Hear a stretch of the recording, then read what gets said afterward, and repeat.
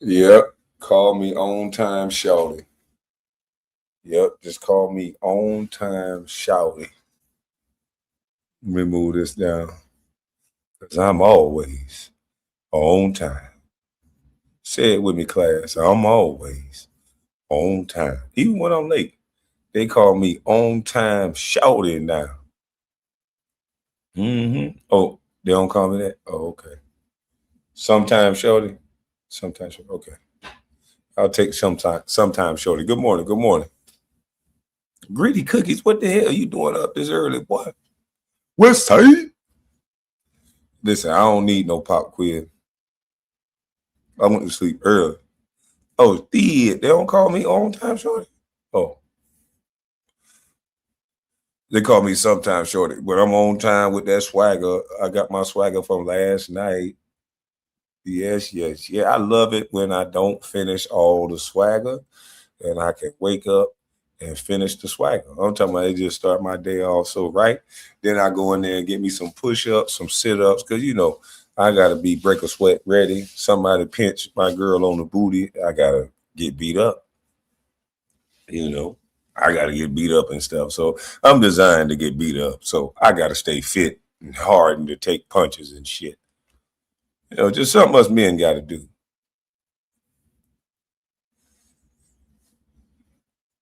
And even though I smoke that swagger, I gotta worry about my fitness. I gotta get my cardio back up. Cardio wins today. My cardio used to be immaculate. Now I think my cardio sucks. So I wish they can lift the ban of edibles and shit so I could just go to edibles, be like the white folks, just eat edibles, smile, work out, save the lungs. No, I mean, I just want to eat edibles, smile, work out, travel, save the lungs.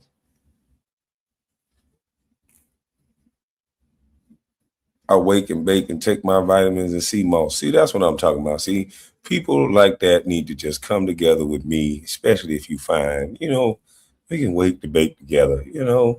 Just start I can't start no community. They gonna say that's a damn cult, and I don't know if your feet stink in the morning or not. So I don't know. Let me rethink this idea, because I keep my feet clean. They ugly as hell. That's probably why I keep them clean. Insecure about them. So I wash them. I overwash them. They're ugly and crusty, but I overwash them so they smell good. And I demand everybody's feet smell good. Um, as you can tell, I'm smoking. But hey, how y'all doing this morning, man? Check this out. Oh, and I got an MLK thing I gotta put on on Patreon. I can't do this one. It's some people, man. It was MLK birthday yesterday. Rest in peace, Martin Luther King. Um, but there's some people that had some reactions on it. I'm not gonna play it on YouTube. Hell to the no. I might start off on YouTube to let you know I'm heading over to the Patreon because some of the stuff they said, I'm scared for these people's life. You know what I mean? Because of who it is and what he means to so many people. I'm scared for these people's life. So I will not play it on YouTube. Uh, but you LeBron James fans, I'm really sick of y'all.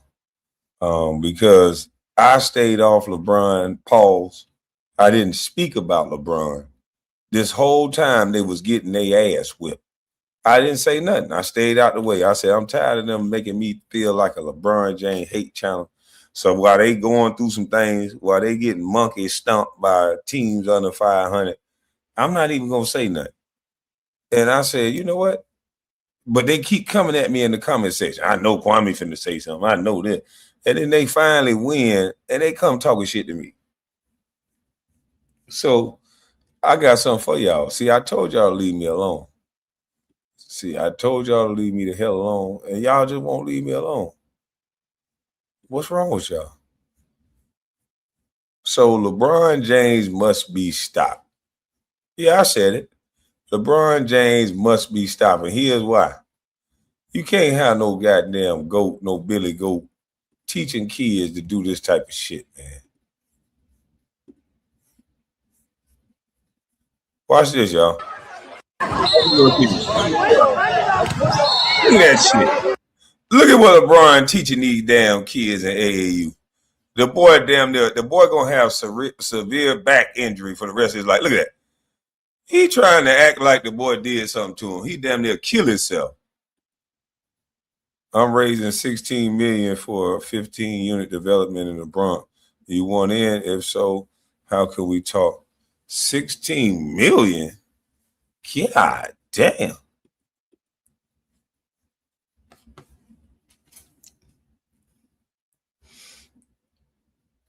Hey, I got to build up to that. That scared me. But salute to you. But look at this, man. This is what LeBron done started in the damn little leagues now. When Kobe was the GOAT, them kids was snarling up like an animal. Them kids had the mama mentality. They would have took that bump and slammed the other kid. It wasn't even no bump, really. This is called cheating the game. And the referee gave him a call for that. This shit starts at the top. When you have GOATs that's goddamn jumping on the ground like this, trying to break their hip, hurt their pelvic structure. Look at the one kid. He's so confused on what happened. They might have ruined this kid's future in basketball. And look at the life going out this kid's eyes like, what did I do? Look at it. This is a damn shame. The other kid probably quit the game after this game because the integrity of the game is horrible. The boy Dreads, the boy Platts almost came out on the floor.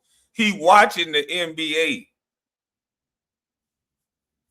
This is what happened when kids emulate your superstars that y'all put in front of that damn near break their pelvic bone to get a call so they can keep their stats up at the free throw line and everywhere else. I ain't never seen Kobe and MJ behave like this. No kids was doing this. In the 80s and 90s, it was soft. We'll call them soft. Now you can't even call a kid soft when this boy is soft with a capital S. We got these kids flopping now. And it's not these kids' fault. They emulating what they see. When you put somebody up on a pedestal, call them the GOAT, and have kids watch them, then they'll emulate what they see. And is this boy wrong for doing this? Is this little kid wrong for doing this? Or is it the adults wrong for allowing the integrity of the game to go this low? For not demanding that you get superstars to play for their fucking pay. And not flop, and not act, not cheat the game because their names is bigger than life.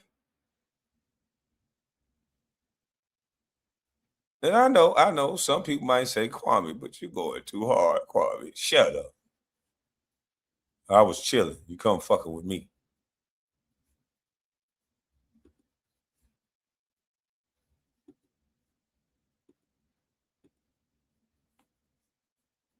This is what the league done turned into. My league that I know and love, y'all calling this league a better league. This is supposed to be the greatest player. This is the MVP. This guy that got the hottest stuff in the shit right now. Let's see his hot move. We wonder why he scores so good. What the hell is this? Hey, man, let me back in the league if we could do this bullshit. Switch, pivot, foots, turn, jump, change the pivot, turn, and jump into the basket. Like, what the hell? And Giannis, he one of the greatest players. If you let the greatest players do this shit, if I could just gather my steps and get it together, pap the ball and jump around your ass and bowl you and take 2 more steps, if I could do that shit, let me back. I want back in. Shit. I want back in. Youngsters, all them youngsters who came at me with, like, for the last video, what are we talking about here? What are we talking about here? I don't want to hear shit. That's why the ratings are down. Right. So people are like, what the fuck is going on? I don't care nothing about what this the rule. I'm telling you now, it's trash. You can make all the jokes you want. Old unk, they're just bitter. Old unk, they're complaining, blah, blah, blah, blah. They want bully ball to come back. You call it whatever the fuck you want to call it. I call it difficult. That's what I call it. It was difficult back then, so it's more impressive for them to do the same goddamn shit that motherfuckers doing now because it was more difficult back then. I don't give a fuck because they more athletic. If a nigga goddamn walking with the ball like he taking somebody a goddamn pizza. Are you freaking serious? Right. The fuck out of here with that dumbass shit. Let me tell you what it's about. Let me tell you exactly what the hell it's about. Go tell them up. You take two people, they got to reach a mountaintop. One motherfucker walk, the other motherfucker take a helicopter. The problem is when they get to the top, the motherfucker who took the helicopter wants the same admiration and parade that the person that walked gets. No. He gets more recognition. He gets more accolades. He gets the parade because both of y'all are here, but it was harder for him. Dummy. Spend that however the hell you like, and you'll be right. I don't care. I don't give a fuck. Lost 2 of their last 3 going in. Damn right, huh? Tired of this shit too. Sitting up here trying to sell us a bunch of can of busted biscuits and tell us this shit is good. Try to tell us this the king, and I'm supposed to respect this shit, or my YouTube page get throttled down. But throttle the bitch down then. I will not say this man is the GOAT. This man don't give a fuck about nothing. Look at this shit. Come on, man. This man took Kobe locker. Man, they should at least take this man out of Kobe locker. Like, come on, man. Get your ass out of Kobe locker. You gonna take the man parking spot allegedly locker. You not like him. You not like him. Look at your man way over the fuck here. You standing there ball watching, talking about you mind the game. You not like him. You should at least get the fuck out that man parking spot. Don't even sit down in the seat. Look at this shit. Every time it's your man, just wide the fuck open. And everybody keep talking about trade Austin Reed. We supposed to trade Austin Reed for this bad hip motherfucker right here. Look at it. Look at this shit. Trade Austin Reed, though. Can't even get through a damn pick. Hip just gone. Trade Austin Reed, huh?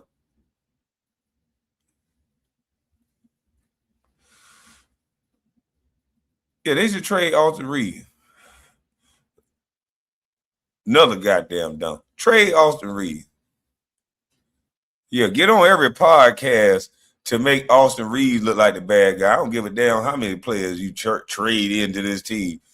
I don't give a damn how many times Reggie Miller said somebody else. You're not within legit 15 yards of your defender. I think that's a fucking problem. Like, how does JJ Redick not explode? How can this guy be sleeping this much? This is bad shit. Like, I don't know, man. This, to me, is just bad fucking effort. But maybe it's me. Maybe if I'm paying this guy $52 million fucking dollars, I would like to see more fucking effort. So I want to highlight LeBron James not giving a fuck on defense yet again.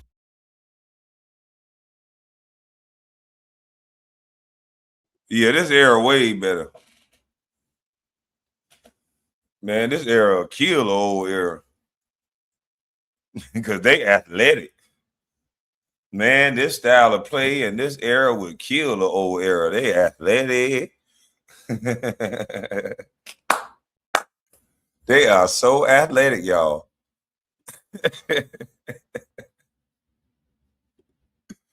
Ooh. They are athletic. Fuck out of here. These people garbage. You understand? Now I'm gonna get shadow banned. I'm gonna get flagged. I'm gonna get all sorts of things because I just don't agree. I just don't agree. I think it's hogwash that this style of play. But okay, let's get into the content, man. We had to just say that for the LeBron fan. Let me find my video. Don Lemonade. Oh boy, Don Lemonade, you in trouble, Don. Hey, Don, what was you thinking, man? Like, real talk. Hey, Don Lemonade, let me see. I think I sent it to my phone because this damn history shit on my computer updated. But Don Lemonade, what was you thinking, brother? Do you not know you going to jail? Unless you got protection, you going to jail, B. And maybe you got protection, but hold on.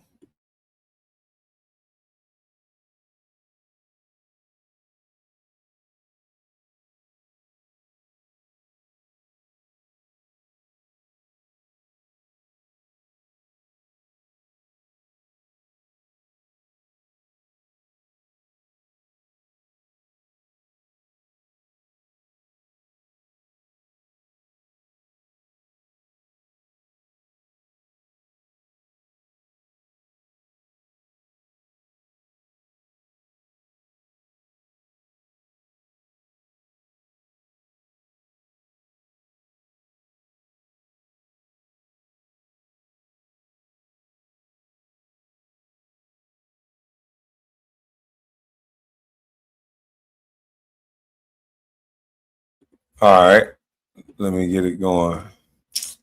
I gotta type it in because I don't know what the hell. It's probably a user error. I don't know. Maybe so.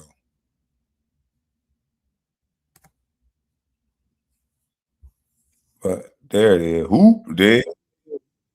Ooh, there it is. Ooh, there it is.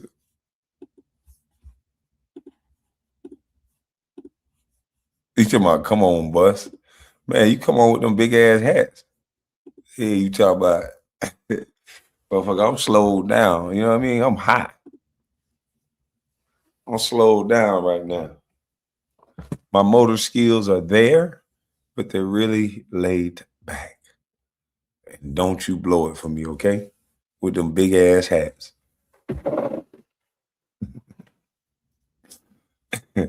Check this out, man. Don Lemonade, his ass going to the slammer. Now, let's see if everybody clamor about it being an insurrection January 6th. Don Lemonade, it is a crime for you to interrupt any religious gathering, Don Lemonade Sugarfoot. You up here saying that you didn't know. Oh, Don, they got you on video. You knew, Don. Don Lemonade, they prepped you for this. You on video. You recorded the shit yourself. Golly, you just a feisty little thing. You think you could just do whatever you want. They need to make your ass mine, boy. You think the laws are for everybody else. He is one of these guys that's in a protected group. And I'm going to tell you, this is what I believe. Don Lemonade is in a protected group. We understand the protected group. No need to even say it because this ain't about everybody, but this is about some people. He believes that he can never be arrested.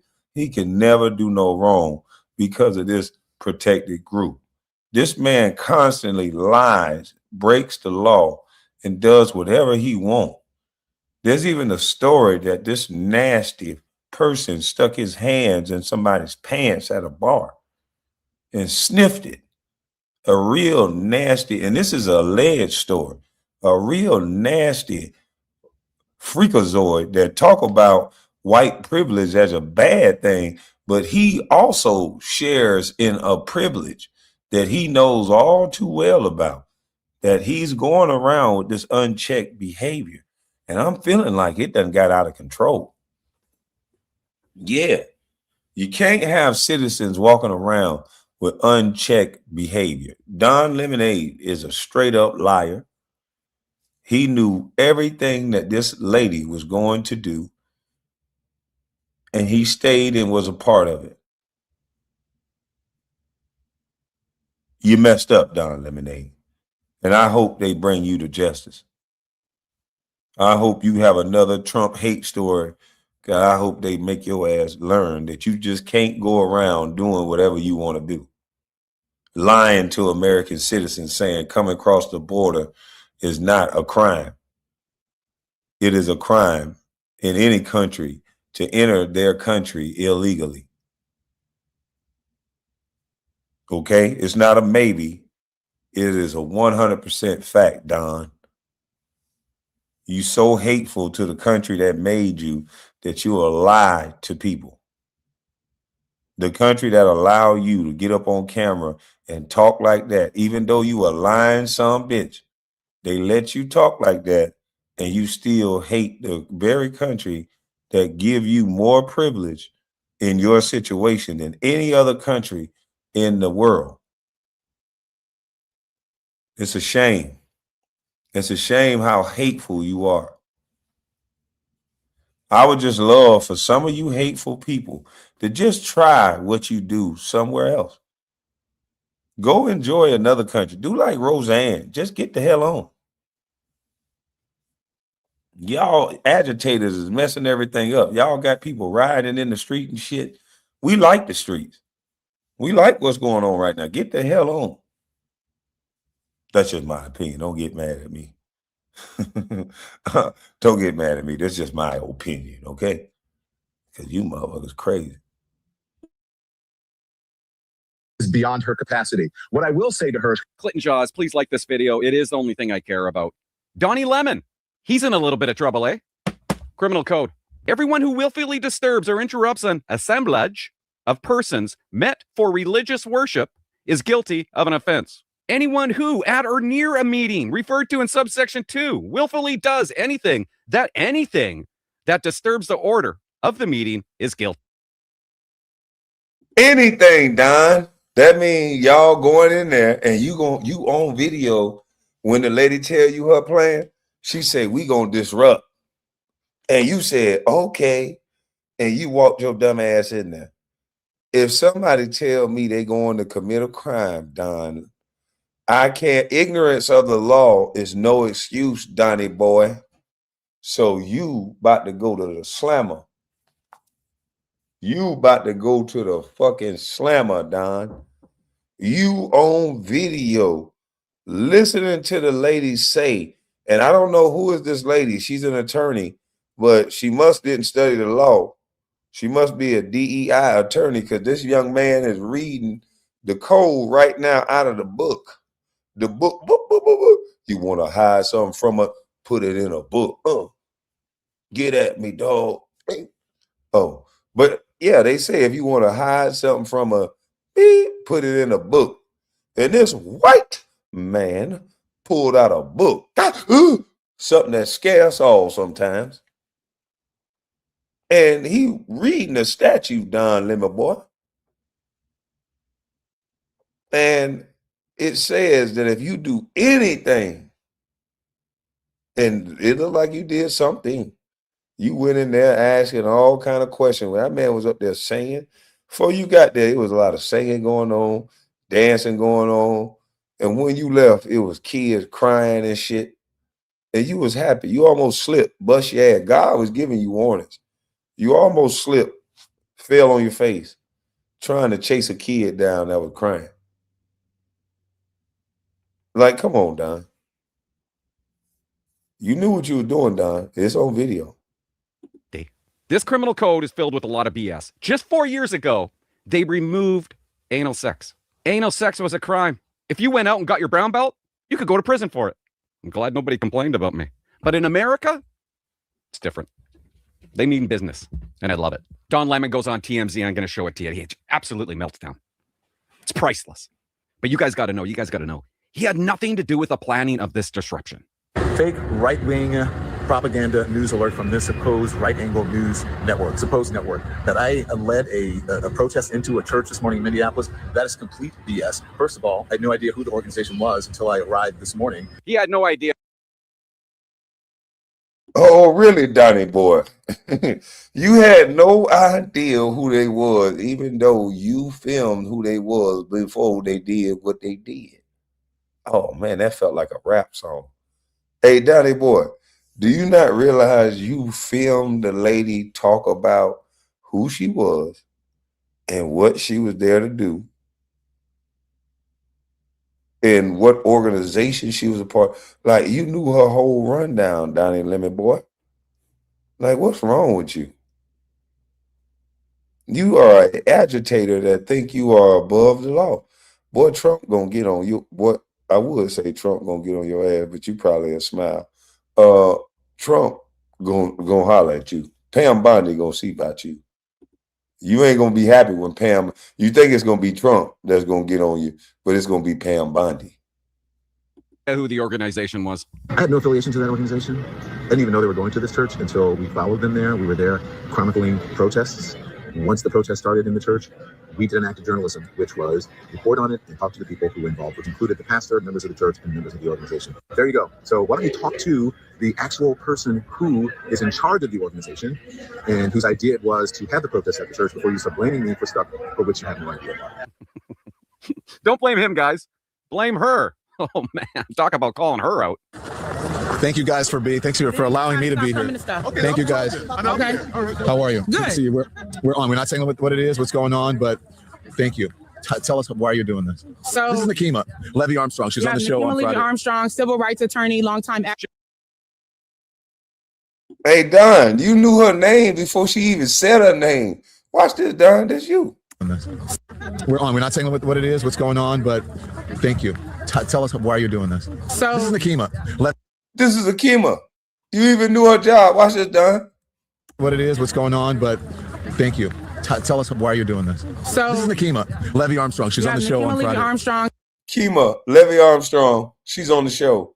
Don, you knew all this before the lady even talked. And it's on camera, Don. How could you say you didn't know? Donnie boy, how can you say you didn't know when you on video? Thank you.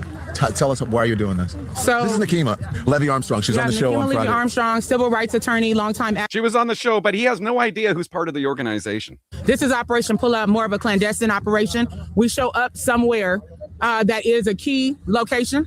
They don't expect us to come there, and then we disrupt business as usual. Don, they on camera telling you where they going, Don. Now, once you pulled up to a church, Don, you should have said, whoa, whoa, whoa, whoa, whoa, hey.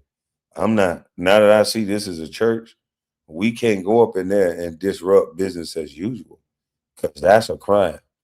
Now, if we was going to a business, if we was going to a something like that, maybe an open field, or maybe sit in the road to stop traffic, I think that's a crime in certain states. But you can't knowingly go into a church where they're there to worship Don Lemonade, and then interrupt service. It wasn't him. That's not me. Oh, that's him. This is him right here. This is him on camera, getting a clear understanding of what this woman organization does. She says we go in and disrupt business as usual. Well, hey, you could disrupt certain businesses, but you cannot get in the way of God's business. And that's no religion. You cannot disrupt in a religious gathering. Now, Don Lemonade, I want to see you explain this, buddy boy. This is Operation Pull Up, more of a clandestine operation. We show up somewhere that is a key location. They don't expect us to come there, and then we disrupt business as usual. Disrupt. Okay, so we're going to go with the operation again. We're not going to give any of the information away. Don't give anything away, but you don't know anything. You didn't organize this. You didn't help with organization of this. And we all have the address, right? Yes. Everybody has the address? Yeah. So they're getting the operation together again. This is an operation that is secret, that they invited folks out. Can't tell you what is going to happen, but you're going to watch it live. Oh, Don, but you can tell us what's going to happen. Y'all got the address, and on Google, it tells you where you're going. And you heard them say that they were going to disrupt, Don. So why are you lying? You know exactly where you're going, because she just said it's confirmed that all y'all got the address.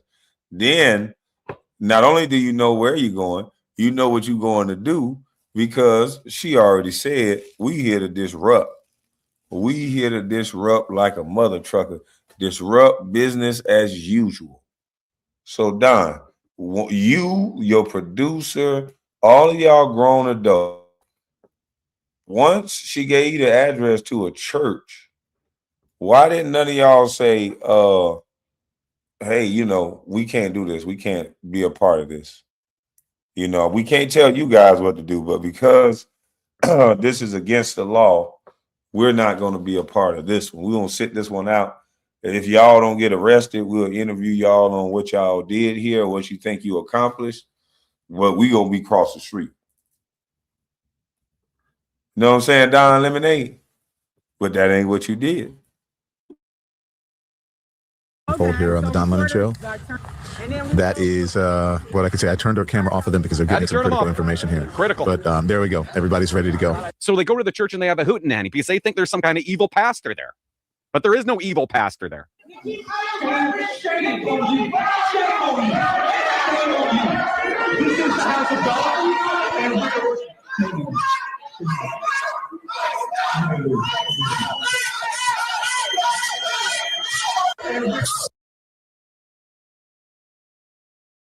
Now look how they scan the heck out of those people. Talking about ice out, ice out. Look how they scan these people, man. These people are just praising and worshiping. Now, come on now, black folks. Check this out. If this was our church, we'd be mad as I don't know what, that they bringing in some political BS into your church. You sitting there with your kids just trying to worship God, and somebody come in there and disrupt the sermon, yelling and shouting, ice out for some illegal people who is stealing federal tax dollars from you in the first place. They trying to keep their bag together, so they're going to try to disrupt everything. These people are against us. They the ops. This wasn't just some people's money. This is everybody's money. So these people that are protesting like this, I believe they're getting kickbacks. Who does this type of behavior? Who goes into a church? What rational thinking person goes into a church to disrupt a church? It's only a person that's getting paid to do so. It's only a person that ain't connected to nothing. They're only connected to money. Nobody you know behave like this. So why can't we call this out? Salute, TJ. What's going on? These paid activists need to be considered and classified as domestic terrorists. They're here to disrupt the natural flow of America. This don't get nothing accomplished. This just make kids traumatized. So Don Lemon, you was a part of this. That pastor actually asks Don Lemon to leave. No one is willing to talk. Okay. I have to take care of my church and my family, so I asked that you actually would also leave this building. You don't want us to. Unless you're here to worship. Let's get here to worship. I'm always worship. I'm a Christian. We're here to worship. We're here to worship. Okay. And then one of the six. And the man didn't even get aggressive with you. He didn't throw you out. He said, you listen, I'm going to ask you to leave unless you here to worship. He's still willing to minister to your evil ass. He's willing to allow you to stay after you broke into his church with cameras and doing all this dumb stuff. The man was still willing to minister to you. Don Lemonade, Mr. Christian. Because Part C reports on child abuse and kind of gets a kick out of it. This guy here, look, he's hugging his kid. And, you know, I just imagine it's uncomfortable and traumatic for the people here. But again, careful. It's very slippery right here. Yeah. It's uncomfortable and traumatic for the people here. But that's what really, careful, please. Really slippery. Not kidding. That's what. It's slippery because that was God trying to tell you something. You shouldn't go there. You shouldn't do this.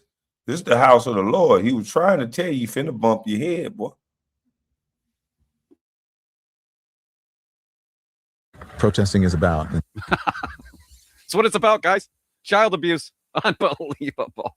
Scaring the hell out of kids. That's just the way it is. That's the way it goes, guys. I hope something happens to this guy. Apparently they're actually going after him. I saw multiple federal, criminal incidents yesterday, and there will be charges. It's only a question of when can we get a judge to sign off on arrest warrants and exactly what the charges will be. There will be charges. Okay, this is the best part. Nicki Minaj says some bad things about him, and he completely unloads.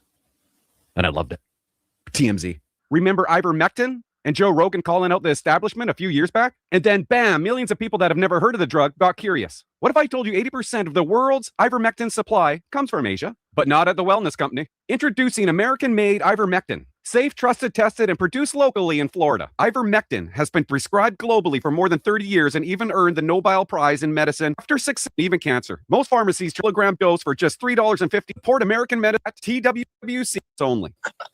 I'm not really quite sure what to say about that. I think that if this woman and the DOJ or Trump or Pam Bondi, if they think that they're going to somehow make activists and protesters in Minneapolis afraid, then I think they've got another thing coming. I'm a journalist. I was there to report and to show and to chronicle what's going on and to memorialize it. And that's exactly what I did. And that's exactly what we do in every situation and over historic moments since America's inception. That's what journalists do.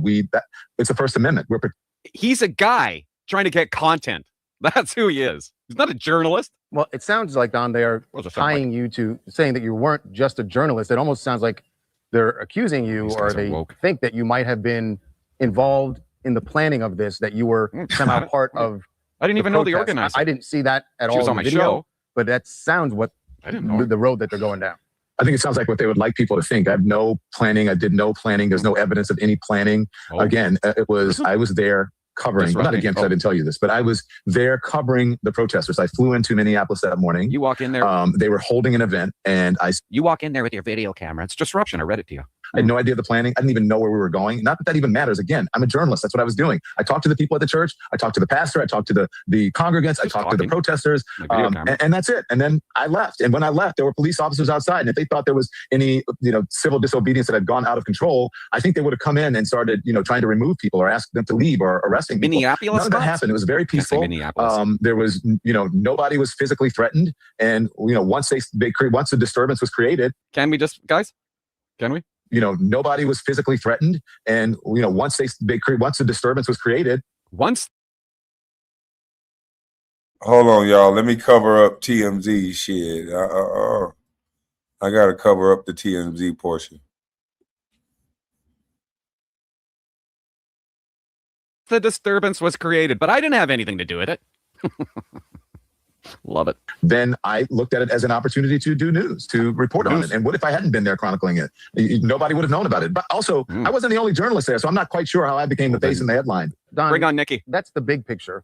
Is that the big picture? What's the smaller one? Time out. Nicki called him a sea sucker. I mean, that's not even defamation. Minaj and her response to all of this and the language that she used. I think it's interesting just because Nicki has been, over the last couple of months, made it clear that she is now publicly supporting, and I think maybe she has all along, but now publicly making it known for support for the Trump administration and even the MAGA movement. Wow. The choice of words that she used to go after you, I'm not surprised she went after you. Homophobic.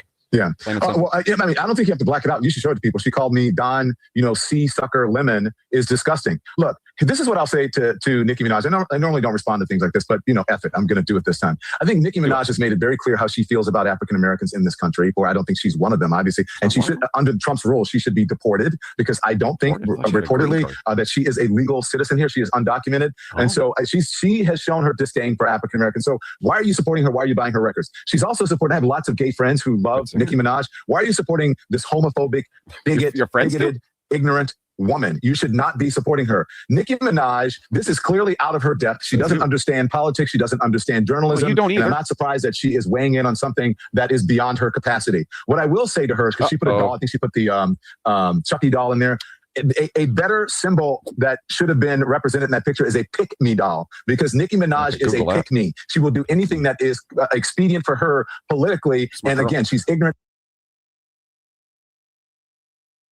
politics. She doesn't understand why. And so why are you supporting her? Why are you buying her records? She's also supporting. I have lots of gay friends who love people. I don't think she's one of them, obviously. And she should, under Trump's rule, she should be deported because I don't think reportedly that she is a legal citizen here. She is undocumented. And so she has shown her disdain for African Americans. So why are you supporting her? Why are you buying her records? She's also supporting. I have lots of gay friends who love Nicki Minaj. Why are you supporting this homophobic, bigoted, ignorant woman? You should. So now deport her. Now she's homophobic and she's a bigot, all because she asked Gavin Newsom, why is he not looking for the safety and healthy of all kids and not just trans kids? That was including trans kids when she was asking for the health and the safety and well-being. But Don Lemon is calling it homophobic for her to include straight kids. This is crazy. Don Lemonade is a disgusting, evil man. He had nothing to say about Nicki Minaj when she was pumping what he thought was his group. He praised Nicki Minaj, but then she just have a difference of opinion on him on one thing. Now it's deport Nicki Minaj. That's the type of fragile people that we're dealing with now. We're not dealing with logical thinking, more smart. They're smarter from a book standpoint, but from a logical how to deal with another being standpoint, these are some of the weakest, ignorant people in the world. All you have to do in order to get on their bad squad or their bad side, to be cast away, to never to eat again and be a peasant, is to disagree with whatever they think. And then now is pull support. Don't let them eat and deport them. This is the world that these people want. But it's so-called all-inclusive that all we have to do is disagree on one thing. And then it's throw the baby out with the bathwater. That is amazingly stupid. That is an amazingly fragile, and you can't build a society on that. Don't know two people agree on everything. That is the dumbest, weakest excuse to cancel somebody. Oh, because it's not hateful. Don't change what she said because you're too much of a coward to deal with what she said. I can't stand people like that. These spin doctors are not that educated. All they do is take a snippet of what someone says, they change it to make it offensive because they don't want to deal with what a person actually said. What she actually said, imagine a mayor running on more trans kids. Even a trans person wouldn't do that. She said, why isn't he running on more healthy kids? And that's across the board. That don't even make no sense. How is it including all kids, like you always say, all inclusive? Nicki included everyone's child, but somehow she's bad.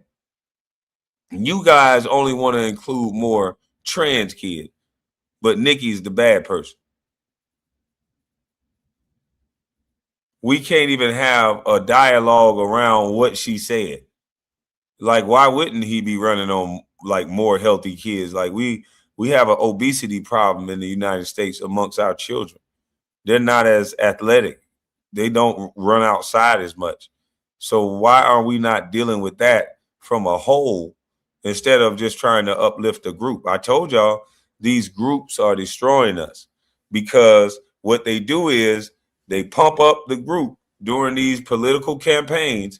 And then if you say something that's even remotely close to sounding like you're trying to take away from said group or someone's group, then we fight amongst each other about the group and how much power the group has instead of it being about all of us.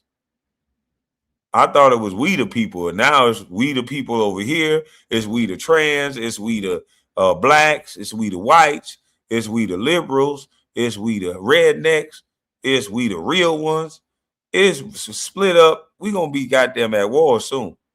The way we acting, we can't even have civil dialogue without Negroes peacocking on each other.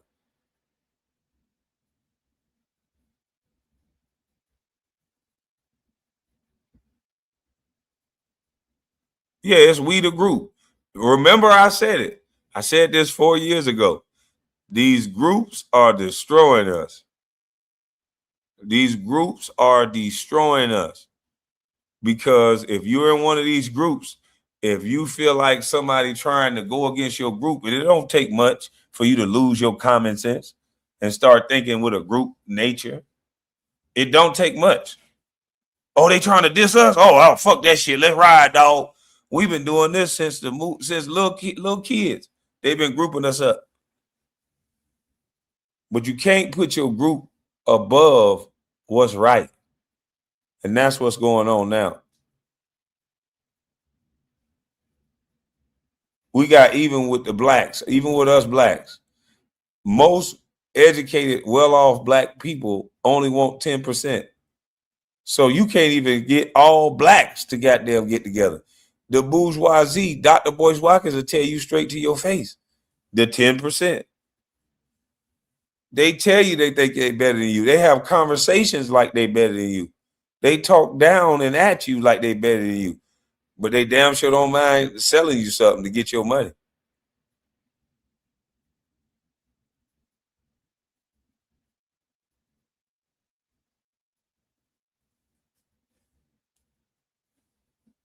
This is crazy. Said can't negotiate with terrorists. This is absolutely crazy. Nicki Minaj is the problem for saying protect the weakest amongst us all, children. Not be supporting her. Nicki Minaj, this is clearly out of her depth. She doesn't understand politics. She doesn't understand journalism. Well, you don't either. And I'm not surprised that she is weighing in on something that. And how many of them attacks? I hope I said that right. I probably butchered the hell out that word. I won't say it again. Y'all know what the hell I was trying to say. Big word. Now he has to attack her. I thought you got to respect black women. Not anymore, huh, Don? You upset now. So tell us how you really feel, Don. You pissed off now. That is beyond her capacity. What I will say to her is, because she put a doll, I think she put the Chucky doll in there. A better symbol that should have been represented in that picture is a pick-me doll, because Nicki Minaj is a pick-me. She will do anything that is expedient for her politically. And again, she's ignorant. She doesn't know what she's talking about. She's always weighing in on things that she doesn't know about. Nicki Minaj should just sit the fuck down. And by the way, isn't she married to an alleged pedophile? And she has the nerve to say something disparaging about something homophobic. I'm pretty sure that maybe that's part of the reason that she is cozying up to the Trump administration for some sort of leniency for her family members. And it's just very transparent. So Nikki. Now, Nikki, they're gonna keep punching you in your teeth with that one. I mean, they got a point. They gonna keep hitting you in your tooth with that one. Bum, bum, bum. And they have a point. See, I'm fair down the middle. They have a point with that one. But two things can be true. Nicki Minaj can probably want to protect the youngest amongst us. And she could have some trauma that she's dealing with that makes her having some compassion or something for these type of people. I don't know. Don't give her no excuse, because I don't know. I can't speak for her on that one. But Don, that doesn't negate the fact that you went in that church, you knew what was going on, and you now are disrespecting a woman that you didn't say none of these things about prior to hear her getting with the Trump and Charlie Kirk organization. All of these, she's been married to this man for years, and you didn't say nothing. It's a little bit rich. It's a little bit disingenuous for you to say something now. See, this is what's called protecting the group. If you had these feelings, if this was your true opinion, why wait now to say it? Why are you just saying something? Just a question. Minaj, F off, stop being a homophobic bigot, and, get a life and some brains. I don't know. Do I even talk about girls that way? I don't think I ever have. Yeah. Damn, that was rude. Get a life and some brains. She got to get a life and some brains, huh? Well, I'd be. Well, Sir, Paulo. Well, Drewski got these people crashing out, boy. Hey, Drewski. Boy, you know you were right about what you saying when you got the whole world crashing out. Drewski is straight up right. Check this out.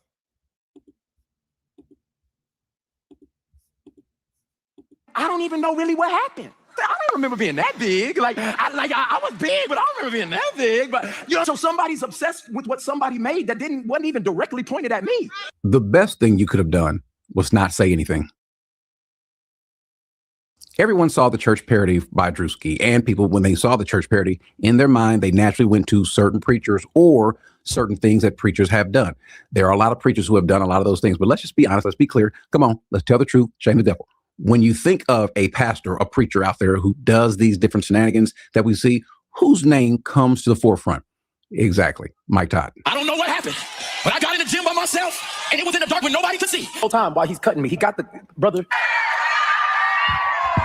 This is how a lot of our Christian life looks. God has you in a position, he's trying to cut on you. That's a temple.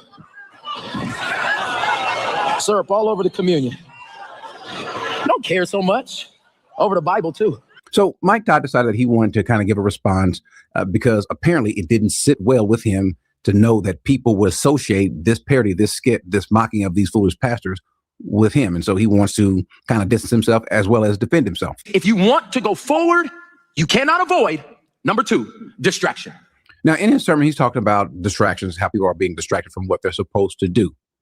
I don't think he understands what Christians are supposed to do and that what he's doing is the distraction. You cannot avoid.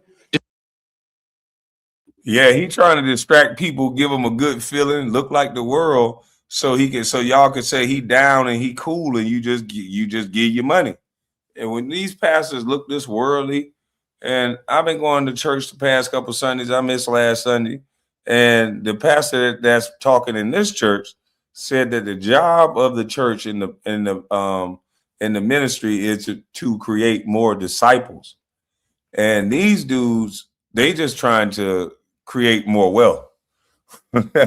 These guys got Bentleys. I've been saying this. They do not change their behavior. The people that they tell you guys to like, you should probably not like them. And the people that they tell you to like or not to like, you should probably take a second look at them. Distraction. There was a video that came out this past week with a few 100 million views, and some people were trying to link it to me. Why not? Why would they not link it to you? Remember, some of the things that we saw him do are some of the things that we see you do. Celebrating. They ain't even people.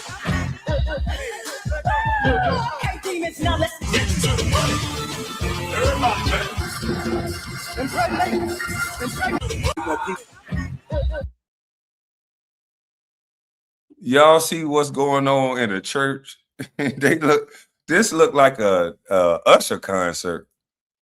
With the production and all this, what it costs to do all this, this look like an Usher concert. Golly, all this to give you the word of God? Who paying for all this? Never mind. You know, I'm acting like Drewski. Never mind.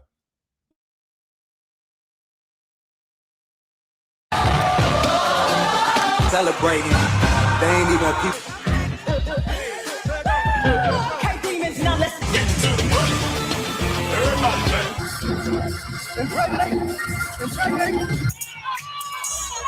They not like us.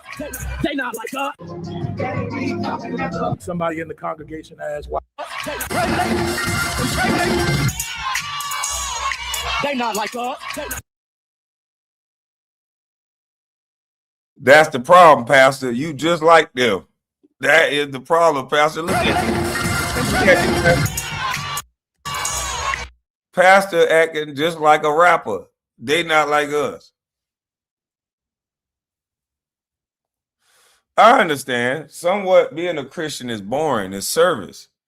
So that's why a lot of people are not. It's a calling. A lot of people can't just be a Christian. We all say it, but to walk that walk for real, that shit is boring.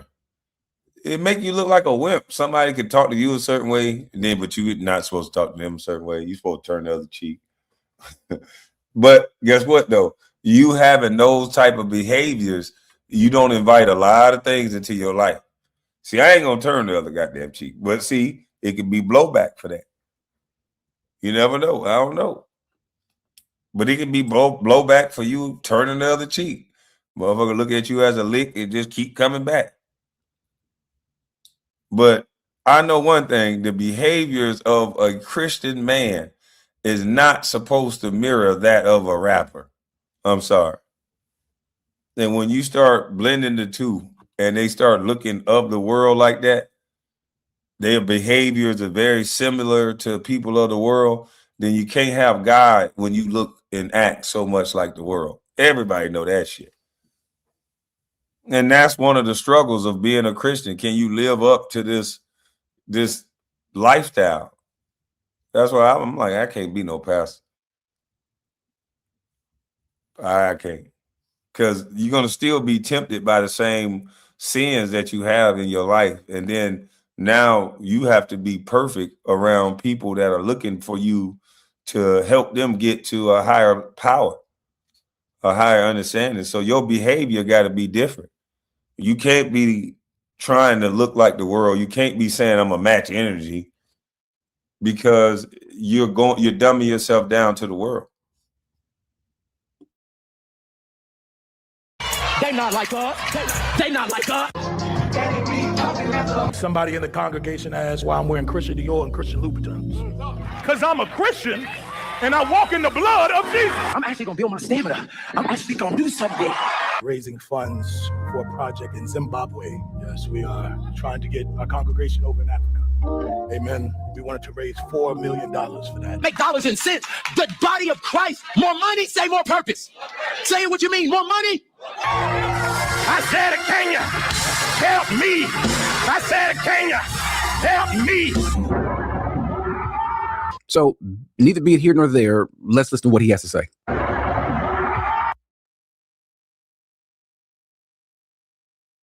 See, that's what happened when you get these young hip hop type of pastors. This motherfucker, he jumping in the crowd. God. Who you think he is? Nelly or something there, man? What the fuck is wrong with you? What is wrong with you, man? You supposed to be handing out the Bible, communion. Where's your robe at? This dude looked like he dressed in Versace. He looked like he dressed like a rapper too. Me. I said to Kenya, help me. So neither be it here nor there. Let's listen to what he has to say. And so I watched the video. It was hilarious. It was funny. It was all this stuff. And then people started trying to say different things. And the thing that I was most taken aback by was how much frustration it created in people. No, what it did was it reminded people about how frustrating you are, how people like yourself who take away from the true purpose of the scriptures, who take away from the purpose of coming together as a body, how you have turned that into some sort of show, some sort of circus. Like I was literally watching people go back and forth with people and denounce people and call people names and do stuff. And I stepped back for a second. I said, oh my gosh, all this was an attack on people's lives of distraction. When people are distracted, when every time someone's distracted, they don't realize they're distracted. Something kind of just moves them away, or they're thinking they can do one or two things at the same time. Well, that's Mike Todd. As a matter of fact, the scripture speaks about him because we're not sure if his heart is right or if he's just ignorant. Maybe he does what he does because he has this evil, selfish motive, or he's got the right heart. He's just ignorant. Remember, he's the one that said you can be saved and stupid. That was Mike Todd. And guess what? We agree with Mike Todd on that. You absolutely can be saved and you can be stupid at the same time. Is that Mike Todd? You can be saved and stupid. This boy real animated. Mike Todd, you real animated there, boy. y'all got to be careful following people, man. They have the same setbacks in life that everybody else. I do. These pastors do. We have arguments in our relationships, and we cuss mother truckers out. I know I do, and these pastors do too. These people struggle with the same things that you struggle with. Just know that. But he seemed a little Lord. Tweet that. You can be saved and stupid. Now, it also could be that Mike Todd has an evil heart. Don't know, but the Bible addresses it either way. Says that about these particular people. Now, this is, by the way, in the qualifications of a pastor. He said, but evil men and imposters, that's him, that's Mike Todd, will proceed from bad to worse. And look what he says, deceiving and being deceived. So is that Mike Todd is the deceiver, or is he being deceived? Well, both. Mike Todd is deceived and he's deceiving others, because what he's doing is he's making them think that the sort of things that he does, his shenanigans, as well as his teachings, that those are okay. Remember, the Bible says, Peter says that keep your behavior excellent among the Gentiles, so that in the thing that they slander you as evildoers, they may, because of your good deeds, as they observe them, glorify God in the day of visitation. What that means is, if someone says that, Mike Todd, we think that you are like Drewski. Drewski is making fun of people like you. You are who he's speaking about. And Mike Todd can say, that's not me. And then what we could do is we could look at his deeds and see, well, no, you're right, Mike Todd, your deeds are not like that. Unfortunately for him, we can look and see that his deeds are exactly like what Drewski was portraying. Do you know how many people didn't spend time with their kids this week? Fighting with somebody they don't know in the comments? Do you know how many people watch video after video after video making decisions about what they wouldn't do and what they will do? And if it was there were people that did not do what God said to do this week. So you calling those things a distraction, people having this conversation, which by the way, they should, versus what you do, and what you do is not a distraction. This is not a distraction. Put these over here. The hoes love to hostess. Okay, here we go.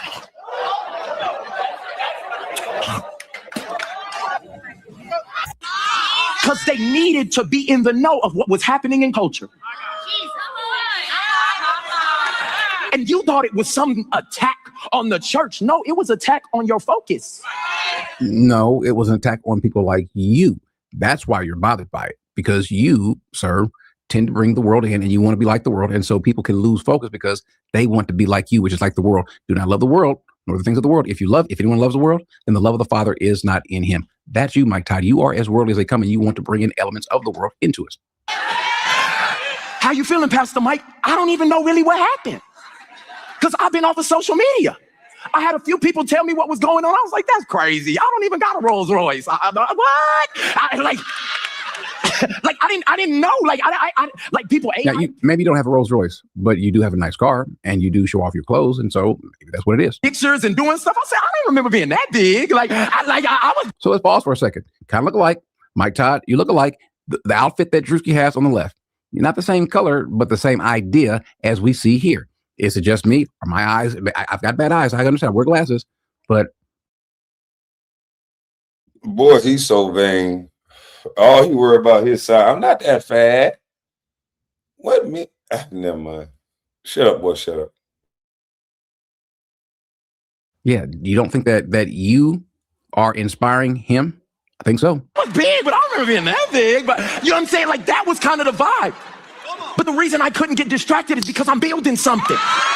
The reason that I cannot be moved off of my post, because what God has called me to, representing God to the lost and found for transformation in Christ, that's what I'm supposed to do. So I'm glad you got your slogan down, but you said representing God. No, we are not to be representing God. We are just to present him how he is. We don't repackage him. We don't reshape him. We don't present him a different way. Here, have you considered looking at God this way? No, that's not it. People do not go to hell for sin. Jesus never reached his potential. Can I say something to you that you maybe never thought of? Jesus was God's tithe.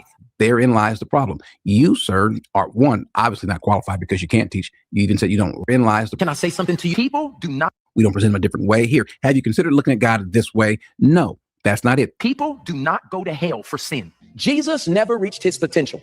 Can I say something to you that you maybe never thought of? Jesus was God's tithe. Therein lies the problem. You, sir, are one, obviously not qualified because you can't teach. You even said you don't like to teach. It is tedious work for me. I start on Wednesday to get to Sunday. And I'm working on Thursday and on Friday and on Saturday. And I'm tweaking up until 30 minutes before service on Sunday.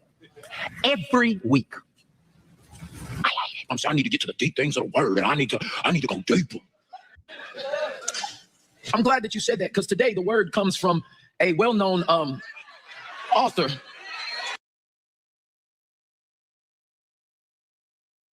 Dang. He got one of them Dr. Seuss books. That's why they like him, because he excused all their sin.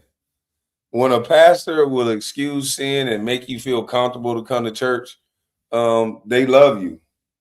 Oh, he probably get plenty of money, because if he let you live in your delusion, then they'll pay you handsomely for that. And I don't understand what the hell jacket this is he got on, but hey, I ain't wearing it. But this is where the discussion come from. This book.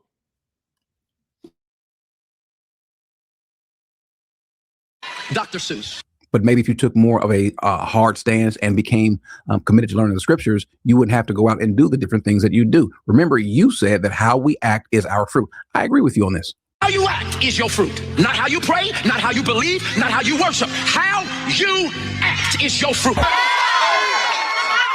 And so somebody's obsessed with what somebody made that wasn't even directly pointed at me. Yes, it was. Again, we all don't know each other. People from California to Florida, from Boston to Texas, from St. Louis to Indiana, all these places, people who don't know each other automatically and initially assumed or associated what we saw with you, because you, sir, are part of the problem. You cause people to look at the Lord and laugh. But it distracted them from what God told them to do. The enemy is into releasing weapons of mass distraction. You're the weapon of mass distraction, and make sure you understand, our job is to promote the word and to expose people like yourself. What does Paul say? Paul says in 2 Corinthians 11:12, he says, what I am doing, I will continue to do. Now, what does he say? What he's doing, that's what he's in the process of. This is how he does, how he lives. What I'm doing, calling these things out, pointing out error, and correcting folks. He says, I will continue. I will point so future tense, I will continue to do. Why? So that in order that I will cut off any opportunity or undermine from those who desire to have an opportunity to be regarded just as we are in the matter about which they're boasting. You're not a Christian. You don't act like a Christian. And so we're Bim. And I'm glad there's brothers like this that come up with the scriptures, because they always say, thou shalt not judge. But there's a scripture that can explain everything. And as a Christian, you're supposed to call out these wrongdoers, these no good son of a, I can't say the word on this platform, but catch me on Patreon, catch me on Twitch. Undermine any attempt on your part to be associated with us. We want people to know for a fact, you are not with us. We are different. As you like to sing, what was the song that you were singing? Because you're so worldly, they're not like us. Saul killed 1,000, David 2,000, Saul killed 1,000, David 2,000. They not like us. They not like us. Well, you're correct. David 2,000. You were singing because you're so worldly, they're not like us. Saul killed 1,000, David 2,000, Saul killed 1,000, David 2,000. Just the way he's flinging his arms around and shit, I just don't understand. You know what? I'm gonna have to do another video on this where I can see that now, because I'm that you were singing because you're so worldly, they're not like us. What is all this going on, buddy? David 2,000. Man, my sister danced just like this. When my sister used to get on that Alizé and them wine coolers, she used to swing her arm around just like this. And my auntie out to me, before she got into her little dance, she would swing her arm around like that, and she dropped down, boy. So I'm just trying to figure out what the heck is going on here. I don't know. I'm not asserting anything. It's just I'm asking. What the hell is your arms flying all around like here? Are you a drum major or some shit? What's going on?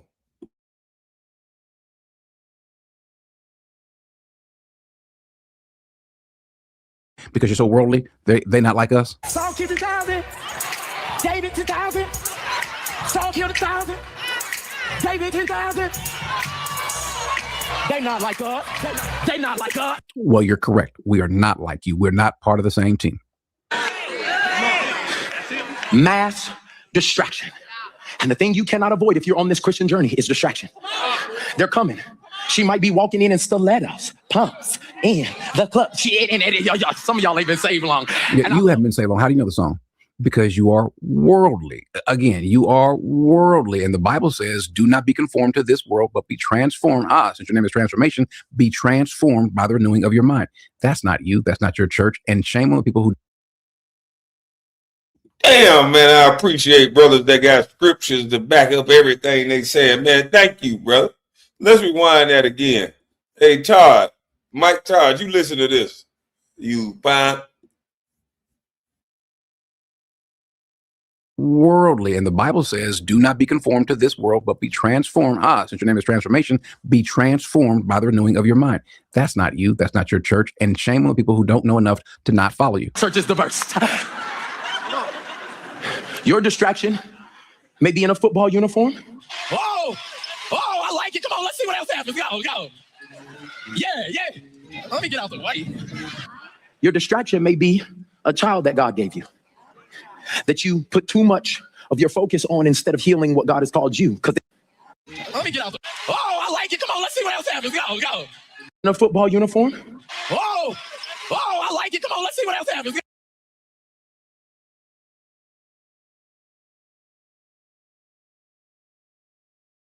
Football uniform. Oh, I like it. Come on, let's see what else happens. Football uniform. Oh, I like it. Come on, let's see what else happens.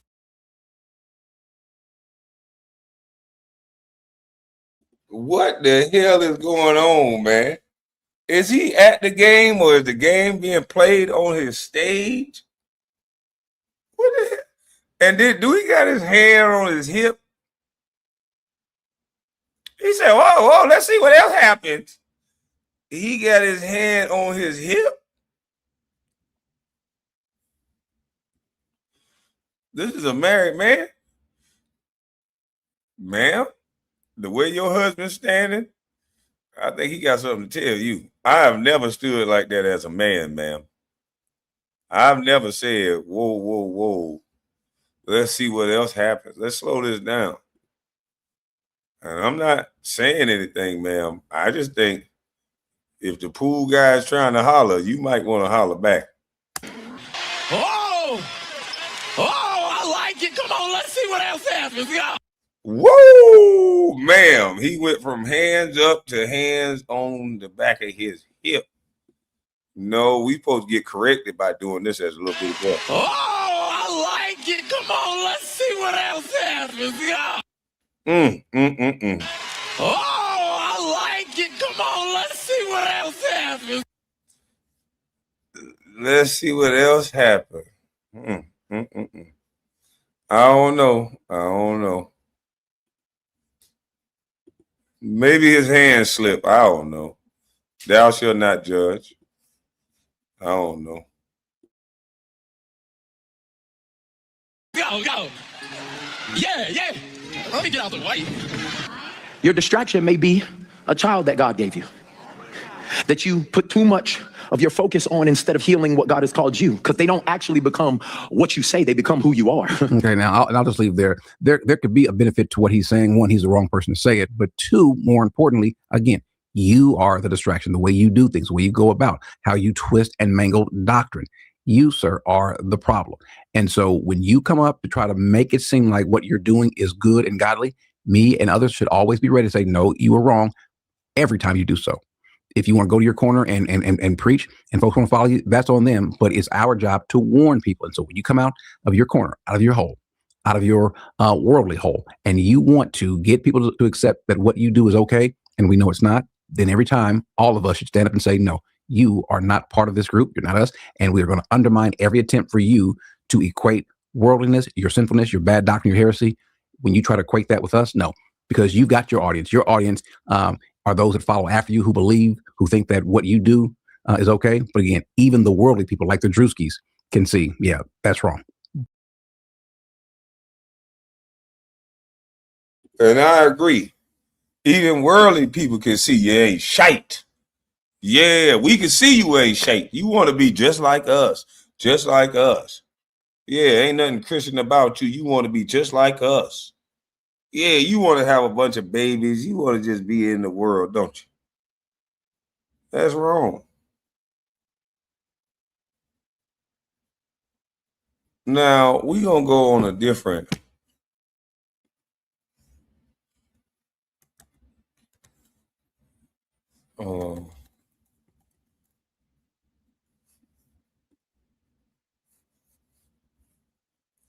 Yeah.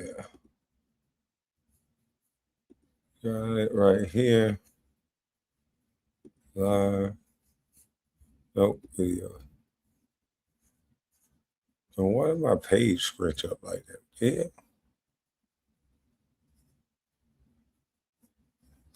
All right, let me go find it again. Boy, Sky News be working. You'll have a video click and you'll wait an hour and they'll have 25 videos up. God, dog.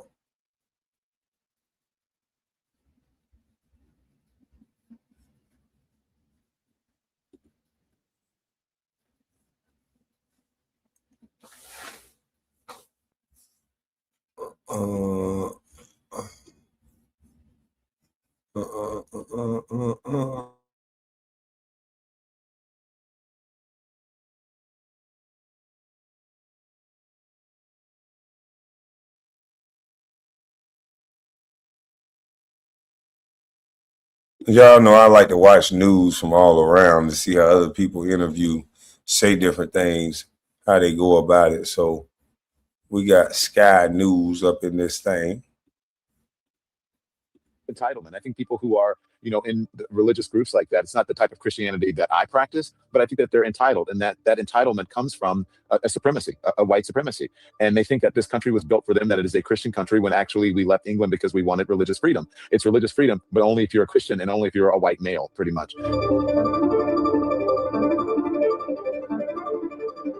We left supremacy, a white identity that I practice, but I think that they're entitled, and that entitlement comes from a supremacy, a white supremacy.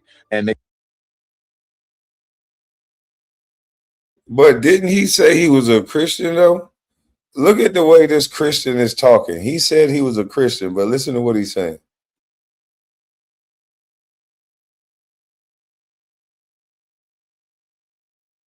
Certain degree of entitlement. I think people who are, in religious groups like that, it's not the type of Christianity that I practice, but I think that they're entitled, and that entitlement comes from a supremacy, a white supremacy.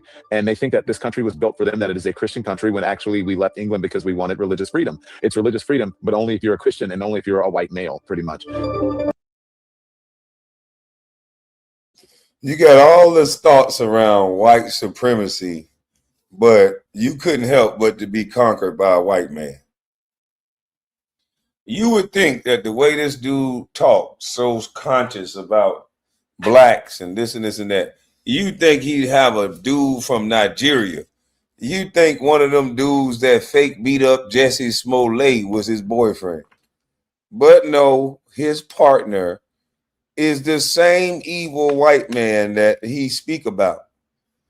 And it's confusing to a man like me. If I had all these thoughts around an individual based on color, and I keep saying white males and all this, and I was into, I'm gonna flip it to what I'm into. If I was saying something about black women or certain Latino woman, you ain't gonna see me with a motherfucking Latino woman. I would be with a black woman. How do you talk so bad about white people? But so he the only one you vetted. You shouldn't even been in the pool of vetting these people because they're white. So you don't know who's gonna be a supremacist, right? So, but you gonna go through, how many white men did you go through before you found this one? Why wasn't you all in Africa trying to find goddamn Kunta Kinte? This is what I don't understand about you. We should have been seeing you hook up with all the Amistad cousins that was gay. But no, you've been messing with these white men all your life, what it looks like. But you found the one, so you think you soften your approach. So I think you just a grifter.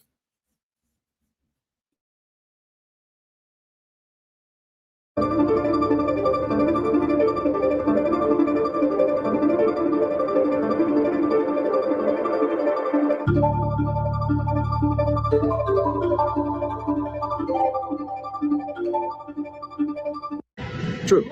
So let me just make it clear, because it's a assistant attorney general, I don't know, that's his name, something Hammett, Dillon or whatever. So I had no affiliation to that organization. I didn't even know they were going to this church until we followed them there. We were there chronicling protests. Once the protest started in the church, we did an act of journalism.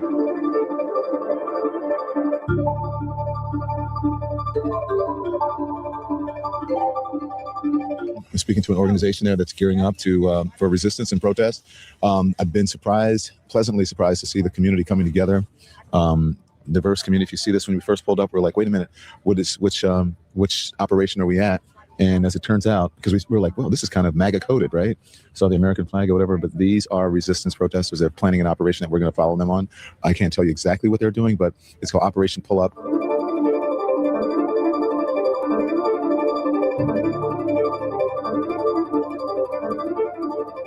Thank you guys thanks for allowing me to be here. Okay, thank you guys. Okay. How are you? Good. To see you. We're on. We're not saying what it is, what's going on, but thank you.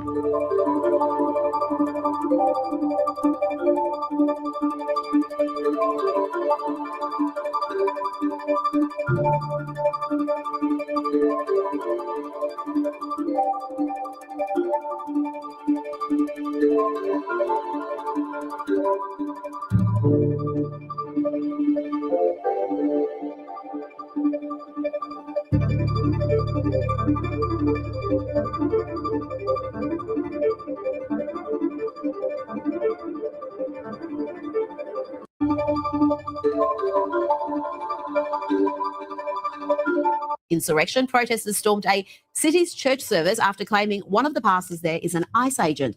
Don Lemon was with the protesters, naturally. Let's listen to his report. Have gathered over here. They're in the middle of the church. During the beginning of the church service, the pastor was speaking, and Nakima stood up and said her piece, and then the protesters surrounded her. This is a clandestine mission. I think they found out according to them, this is according to Operation Pull Up, that one of the pastors here is a member of ICE. And so, here we go. Yeah.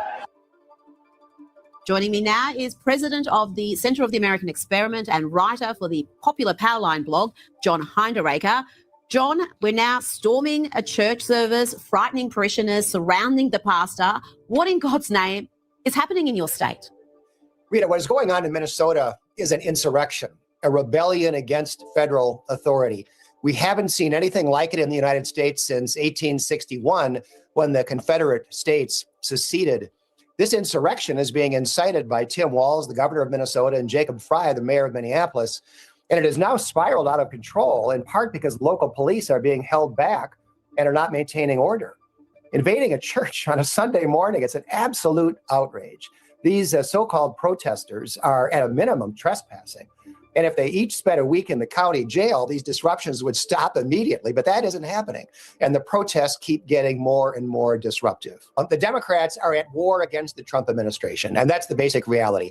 Anything the administration tries to do, the Democrats resist with all their might. And these liberals do not want federal immigration law to be enforced. And it's terrible, Rita, because these ICE agents are picking up murderers, multiple murderers, child rapists, criminals of all sorts. And of course, they're all illegal aliens to boot, which is a crime in itself. And the Democrats simply don't want these laws to be enforced. And this is their way of making war on the Trump administration.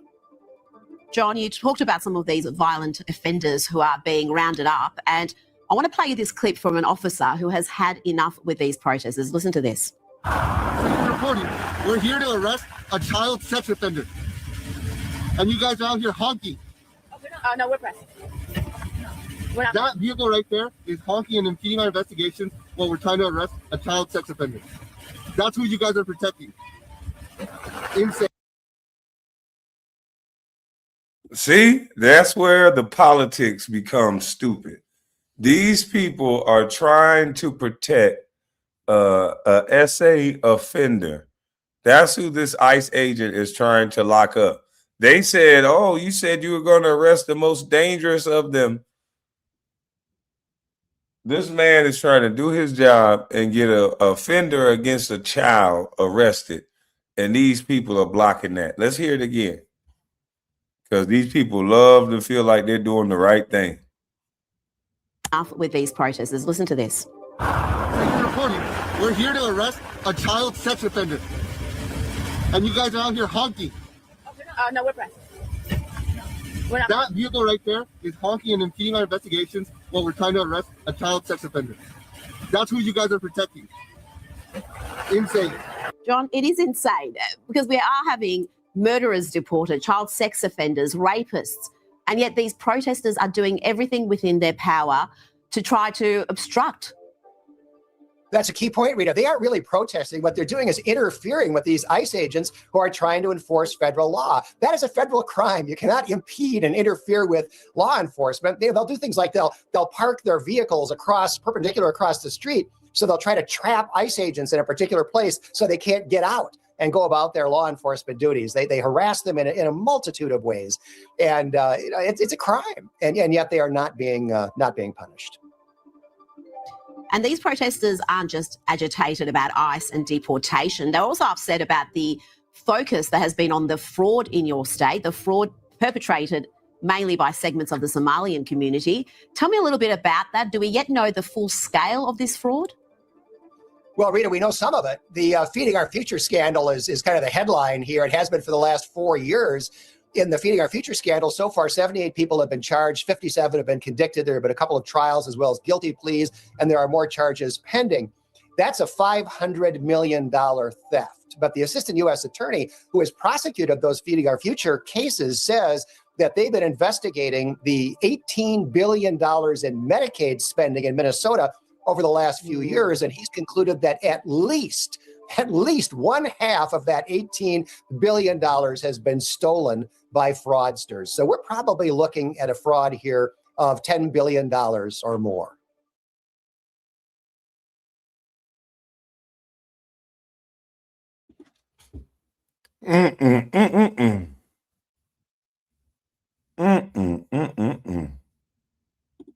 But those are the people.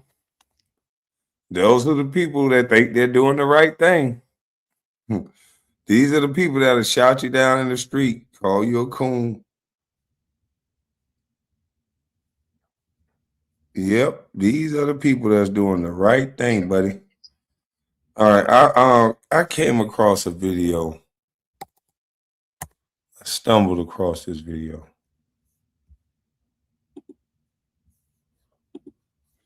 So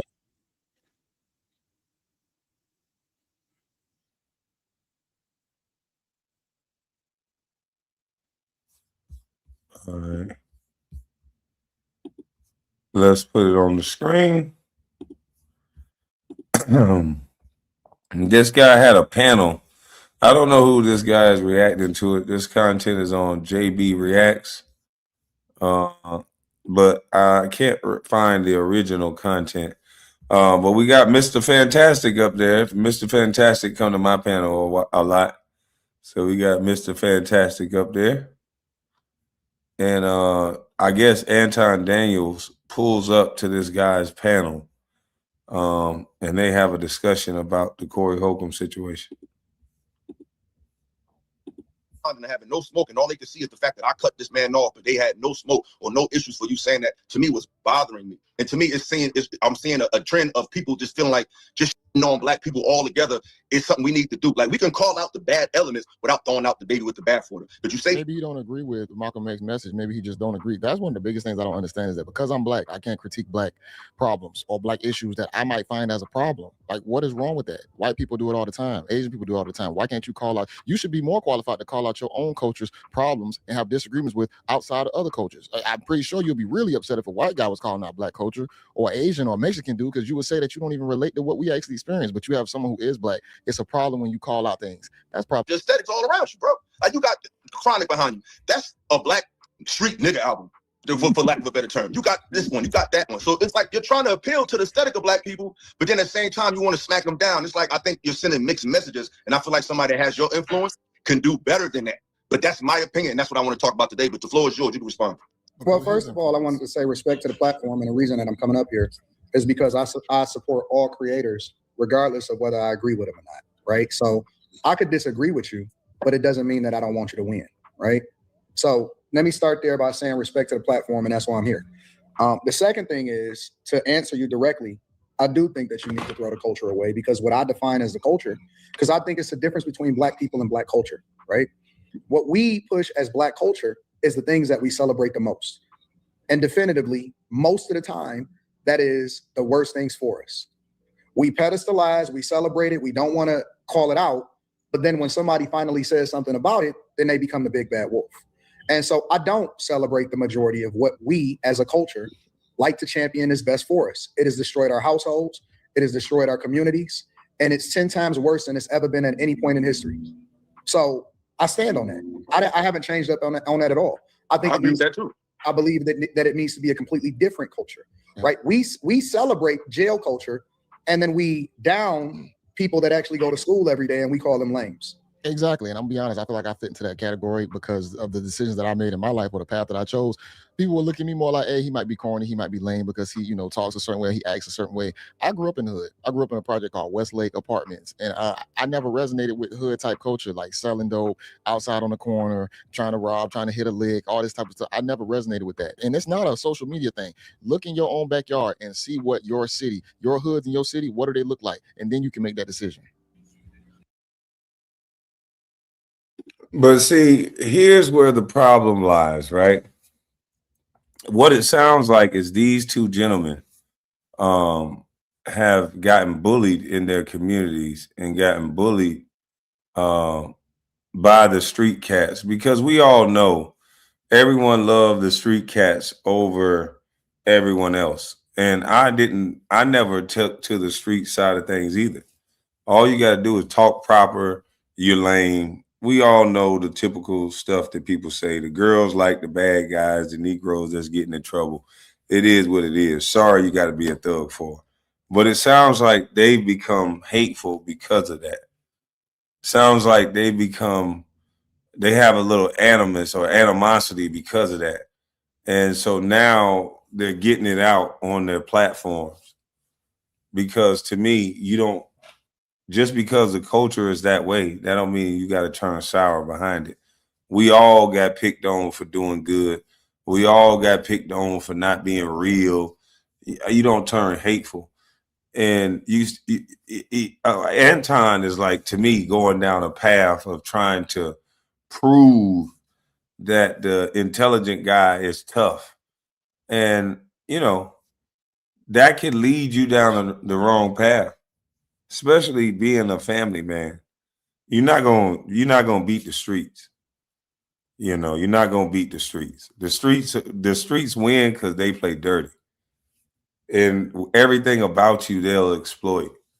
And unless you're ready to spend $400,000-$500,000 a year on 24-hour security and all that type of stuff, then it ain't no sense in trying to compete with people that sometimes gonna bring a street element to a situation.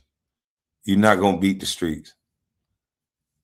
And whether you like it or not, it is what it is. These educated guys got to learn to be able to stay in your lane.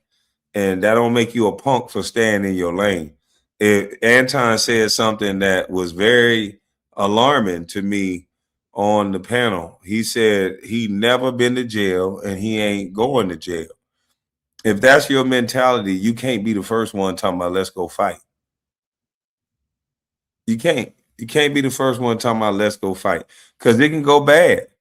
Your armed security can shoot somebody. You could be liable. The police can hold you liable. You brought them there. So if your plan is to never go to jail, then your plan should be to avoid confrontation at all costs. But that's not really your plan, because you also trying to win when you go to places. You trying to go face to face with men and match their energy some people energy, like let's just say if you go to a podcast where a man is not afraid to go to jail, you trying to match the energy of a street cat that's not afraid to go to jail. Corey Holcomb told you he never went to jail. There's some guys out there that don't give a flying rat's ass about going to jail, especially about something that's going to get them a misdemeanor or even something longer than that. There's some guys that look at 5 years as a vacation. And you're saying that you're going to go match the energy of people on these podcasts because you're intelligent, but you ain't no punk.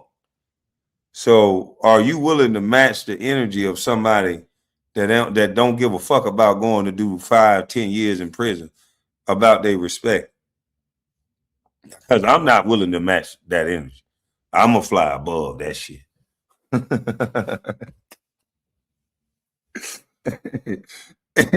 I have a certain particular behavior. See, I keep that Venus flytrap type of behavior. A Venus flytrap, it don't reach. And on certain situations when it's wide open, it might look appealing and beautiful. But a Venus flytrap, it just open and it just closed. It just open and it closed. It don't jump out there. And you jumped out there. You jumped up and said, shit, I'll match energy. Let's go outside. And if you afraid to go to jail, please don't go around matching men's energy. Because you're going to run into that guy that's not afraid to go to jail. And that's all, folks. Because you're not going to match that energy.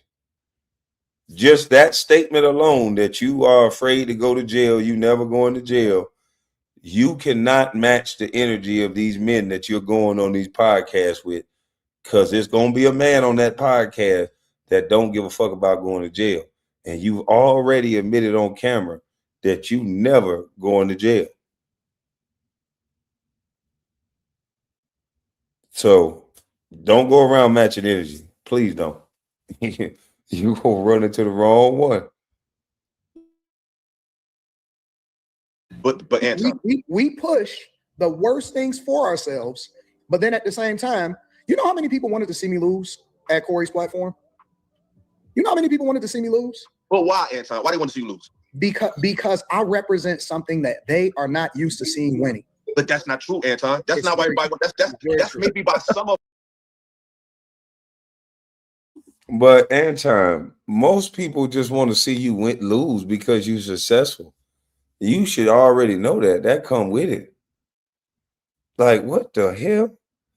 Because you was worried about what everybody thought, because you was worried about worldly opinions, because I've heard him say, I don't give a fuck what people think. But now you move based on people wanting to see you lose. You acted a certain way because you felt like Corey Holcomb represents this hood mentality that people think you're not. And you came there overly aggressive and asserting yourself in a way that made you lose based on what you said you are, based on you saying you're a Christian first, based on you saying that Corey Holcomb is a Neanderthal. Why would you be trying to go downward and match the energy of a Neanderthal? That doesn't make sense. We already know. Yeah, right, Biz. Success brings jealousy. So if you already know that your level of success gonna bring jealousy, you should be educated enough to know that come with the territory. That should be sweat off a duck. That should be water off a duck's back. That it is what it is should be the slogan for you right now. You got $100,000 a month you making on one channel. You say you got all the real estate outright. That's good. You putting these things in the atmosphere. That's gonna bring haters. That's gonna bring people that are jealous. And you're gonna put a target on your back and then say, "Oh no, I'm tougher than you." You don't want to get in that lane. Yeah, you don't want to get in that lane. Stay in the educated lane. Jumping into all those different type of lanes, it's gonna be a problem. And like I said, based on you saying that all white folks, this is how black people act. He said this. He talked like he not black sometimes. He said this how black people act. Black people say this. Black people act like Neanderthals. I studied Corey. He's a Neanderthal. But then I wanted to match his energy. I ain't no punk. I'm not matching no energy of no Neanderthal. Because now we can't see who the fool. Why would I set out to match the energy of a Neanderthal when I've dubbed myself as the educator? When I've dubbed myself as the C-student intellect? When I dub myself as the Christian? Why am I going to match the energy of a Neanderthal that I already studied?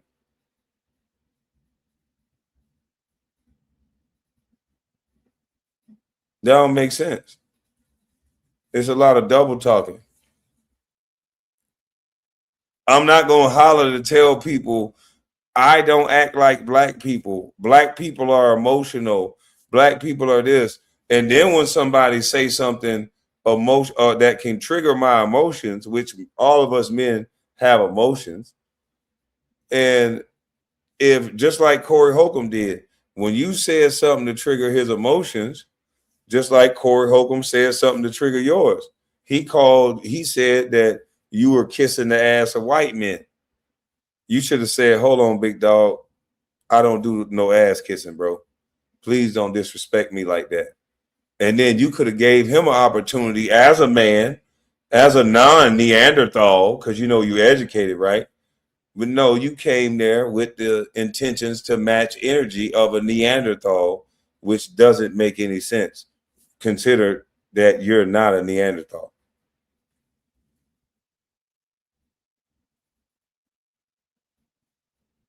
I'm just saying. And now you have a bunch of people that follow you that may have had your past of being a dude that's from the hood, don't necessarily get the respect that you deserve being from an area because you watch people that have degenerate behavior get the girl, get the credit, get the admiration of the community while you're doing the right thing. But that should not make you bitter. That should not make you move with jealousy and start talking in a certain way. Just enjoy the win. Enjoy the fact that you doing the right thing now that your work can speak without you even talking. Be a responsible winner. Don't start trying to match energy of Neanderthals. That's only going to make you lose. That's not going to make you any better than Neanderthal. Morning, KB. I've been saying Anton is a big version of C. White. They dorks trying to act tough because they suburb kids want to be street. Anton also said he was a nerd playing video games. He a grifter. Yeah, I mean, you can run around being tough with security, but they're gonna catch you without that security. Like, I'm telling you, anybody gonna get caught without security. That's why I don't even bother. Most of the times I don't even bother. But in certain cities, in certain places, you know, it's a federal crime or, you know, just to even have a weapon. So I'm not no criminal. So sometimes it's warranted. But not even that, you safe. That's not time to start sticking your chest out. That's not time. You still, both of y'all life is in each other's hand. And you don't even know this person like that. Kwame, you really against Anton? I'm not really against Anton at all. I don't know what I've said against Anton. Sorry that you take my observation that way. I'm just saying this is my observation. Being a guy from the hood, having brothers that are considered whatever you want to consider them, and me not necessarily like them, but have a streak in me that I can protect myself in a certain way. But at the same time, I'm not a street cat. So, but I have no envious and I have no jealousy based on what people said and what people's jokes were and how society viewed them versus me. And a lot of people, they won't admit it. They have a envious and a jealousy of how women and how people view them prior to them getting a bag. But that street cat, he can not have money and a girl will give it to him. It's just something about the way they act and the way they are that these girls like. And to you guys, it's excuse me, it's degenerate behavior. And so some people get angry because of that. You can't let that ruin your way of being able to move around this world. I'm not entering into a conversation already with a goal of winning something. I'm just there to have a conversation. I believe in what I'm saying, and I'm just going to discuss it. I don't got to dish you to discuss what I'm saying. If you respect men, then okay, Corey did say something that was out of pocket. I would have said, look, Corey, you know what I'm saying? I don't kiss no ass. If I was offended by that, I just know that's how some people get it off, especially being from the hood. That's just how some people talk. Shout out to the sidewalk Negroes. Salute to you, brother. I understand that's just how some Negroes talk. So I'm not really trying to police the way a dude speak. But if I was offended by it, since everybody called people sensitive, if I was offended by that, then I would just give a person a chance. This person got out of bounds. As a man, if I feel like this person is a man, I give them an opportunity to get back in bounds, and then we can move the conversation forward. Because I'm not just going around looking for smoke with every man. So I'm going to say, look, bro, you know what I mean? I don't even rock like that, bro. I haven't talked to you in that way. Let's not talk to each other in that way. I don't do no ass kissing of no men. That's offensive to me. And then that could have gave Corey time to, boom, okay, boom, we won't go there. I'll get in pocket. Now at that point, if Corey Holcomb keep going with the nonsense, then now, fuck it. Now we got to understand it. It's disrespect. It's off rip. But we don't jump to conclusions. We're going to give a man a chance to get back in bounds because we don't know each other. Peace, Kwame. Thanks for acknowledging my channel. Would love to interview you. Salute, bro. Okay. But yeah, so I'm not rushing to get into it with no man, because at the end of the day, you don't know what the outcome could be. We all think what we think. We all feel like we got it on us. We all think, we gonna win the encounter, but you never know who you doing something to. You never know who they connected to. It could be a bigger program that person connected to, and then now you got trouble. I ain't want no trouble, but you got trouble.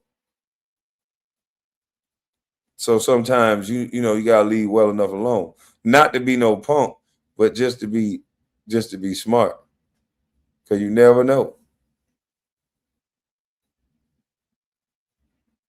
But those of you men that's moving with that energy, that get back energy, you just gotta understand. Unless you're willing to go to jail, I don't think you should be playing with everybody. And a lot of you guys are not willing to go to jail. You got to be willing to go to jail to stand on what you say you standing on. Because if you say you ain't going to let nobody disrespect you, there's times that people going to disrespect you and they're just saying words, and it's not lawful for you to do anything back. And only the street cats, only the ones that are not afraid to go to jail, that's going to go outside of the law to demand they respect. Otherwise, any of you civilians, any of us can be disrespected, because remember, we're bound by laws. And law don't allow us to just, or we just going to be arguing. We just going to be, I know you are, what am I, getting each other back?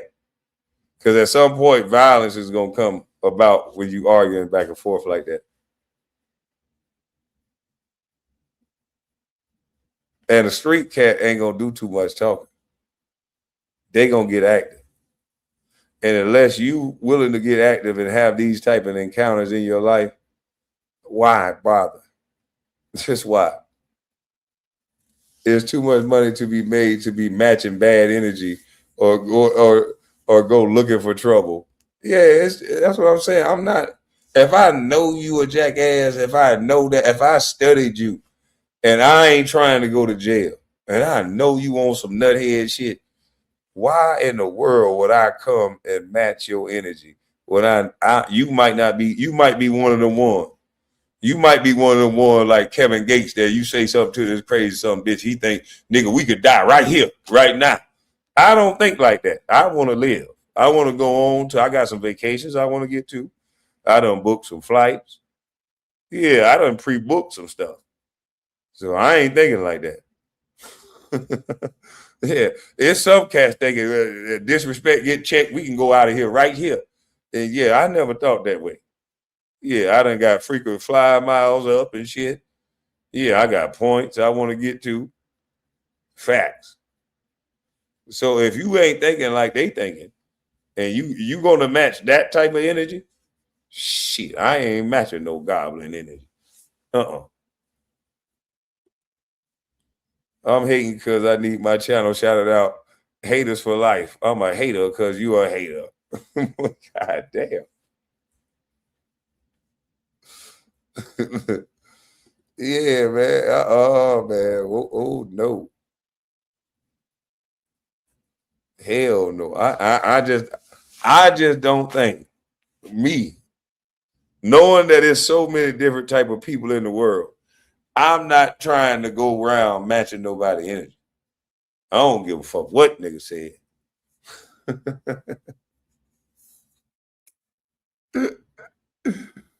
Hey, because once you stamp yourself that you gonna match everybody energy, right? Once you stamp it that you gonna match everybody energy, right? Then you go on Mike Tyson podcast. You got to stay with that same energy. Then you go on Joe Rogan podcast and he misses say something you don't like. Then you got to stay with that same energy. We know it's gonna go bad. Are you gonna invite them outside too? I ain't talking about on no suit situation.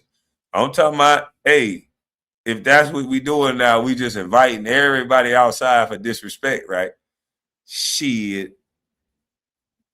I think a lot of these dudes see the money in this online drama and feel they can say what they want because they got security, but anybody could be touched. I'm talking about for real. I'm talking about, so I'm just saying, it's cool to say that. Cool. I'm telling you right now, it's some people that you can interview with that if they disrespect you, it'll be wise for you to not invite them outside to a fair one. But when I see a man set the tone like that, oh man, you disrespect me, we go outside. I'm from Detroit. We get fair ones in. Is that the energy you're gonna go to with all disrespect? Because now it's somebody want to book you to look at you in the same way that you looked at Corey, just to see if you about what you saying now. Is somebody willing to say, I want to get him here and disrespect him to see if he'll invite me outside? And they gonna be on that too.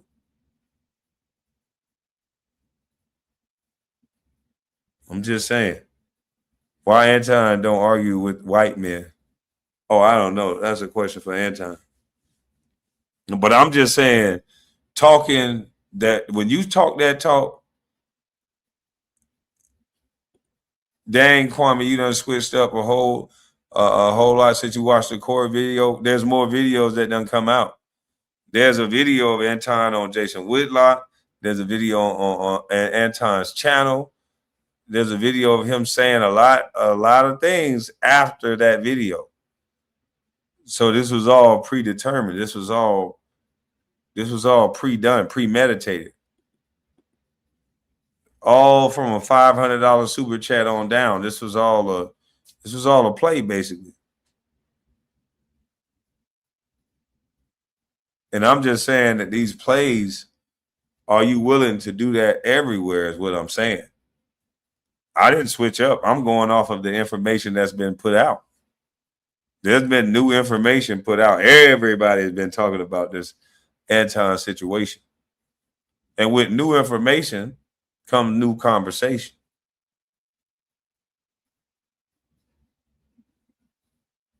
So Corey did nothing wrong? Absolutely not.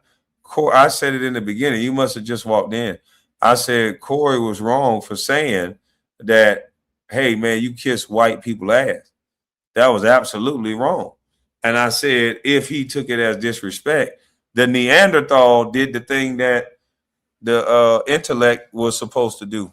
The Neanderthal felt offended by something, even though he said something that was offensive. The Neanderthal that he called Corey Holcomb was a Neanderthal. That Neanderthal, I saw him do a process that men are supposed to do. He said, hey, brother, I don't do no D-sucking. I don't do none of that. And please don't come at me like that. Giving Anton the space and opportunity to say, okay, cool, I won't come at you like that, but here's where you fucked up. Don't come at me like I kiss white people ass. And then we all cool. That's an easy cleanup. I said that to you because you said this to me. Now you clean up the way you talking to me. I'll clean up the way I'm talking to you. Now let's move the conversation forward. I never said Corey didn't do nothing wrong. I'm saying moving with that type of energy, talking about matching someone's energy when you already said that this person is a Neanderthal. I'm not going to go around matching the energy of a Neanderthal, especially once he said on camera, I'm not trying to go to jail. I'm never going to jail. If you match the energy of a Neanderthal, eventually you're going to go to jail. Eventually you're going to do something, or you're going to have to match that energy that's not lawful. No one cares that you guys got into a one-on-one fight. One person pull out a gun, then the other person pull out a gun, and then an innocent bystander get hit. You think that the police going to say it's just Corey's fault? When you have two sides maybe shooting? You got to understand, sometimes the male ego can trigger something bigger and crazier than you can understand. It's faster than you can say "hachu." And I'm saying, if the intellect already decided that Corey Holcomb was a Neanderthal and that Corey Holcomb was not smart, then he could have easily dominated this conversation without offering up a fade.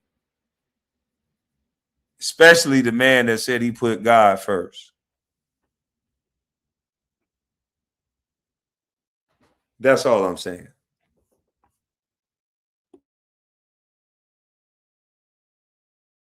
Gonna do it, but everybody didn't want to see you because of that, bro.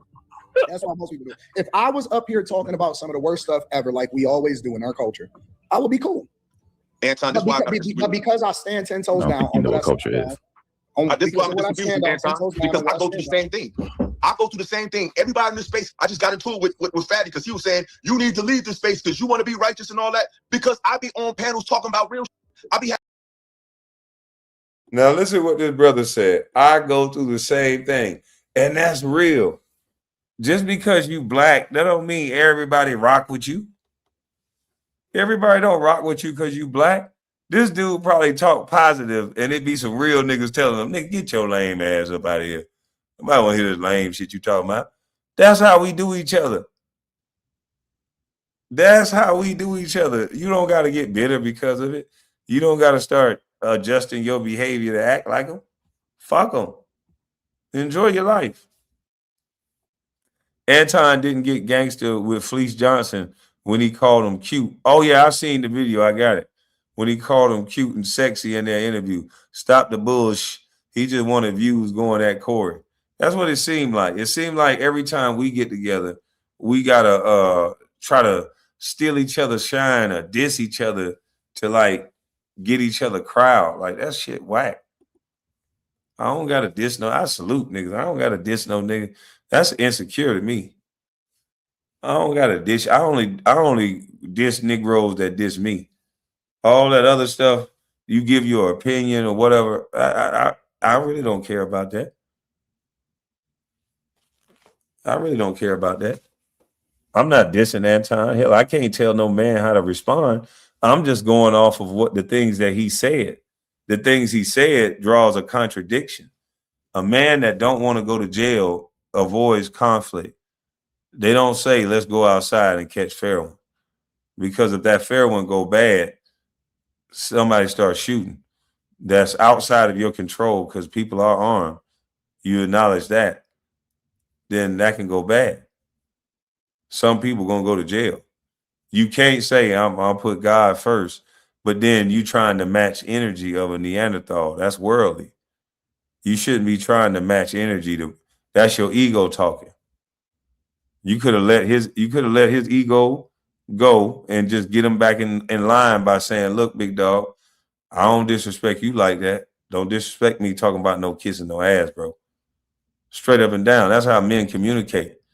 If you go straight to violence or straight to a fair one, every time somebody push past your disrespect, how is that not you being a Neanderthal? Oh, as soon as you disrespect me, oh, fuck it. Let's go outside. Put them hands up, bro. That's Neanderthal behavior. Conversation rule a nation, right? You first give a man a chance to get back in line with your respect. That's how you avoid conflict. You don't just get straight to the conflict every time somebody disrespects you. Sometimes a nigga ain't even worth it, especially if you ain't trying to go to jail. Because again, if you ain't trying to go to jail, somebody saying something to you is freedom of speech. You should already be conditioned to understand that as a sidewalk individual that don't want to go to jail. And as a Christian, you already conditioned that I'm not a criminal, so I can't just go out and just do what I want to do to them. Hell, if I was a street cat, I'd just be slapping the shit out of everybody that said something I ain't like. Yeah, go arrest me. I'll go down there, bond out. Fuck you. But I'm not no street cat. I'm in my lane. I'm more of a, I don't give a fuck what you say. Because it don't matter. You got a right to say it.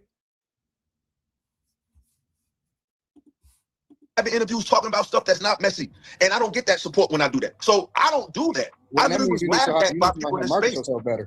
You need to learn how to market yourself better. That has nothing to do with. No, I'm not talking about. I'm not even talking about, bro. I ain't even talking about numbers. I'm just talking about people rather see arguments than information. Now, if you want to say, hey, it's a better way to prevent your information, I'm not pushing. I'm always open to a suggestion. But what I'm saying is, I've been on panels with just all men, bro, and they laughed at me because I said things like, they said, "What's your solution, Illa?" I said, "I think the children is the solution. I think the children is a viable solution because we can't fix old dogs, but we can re-engineer." And I agree with that. But this is the thing. This face laughed at me.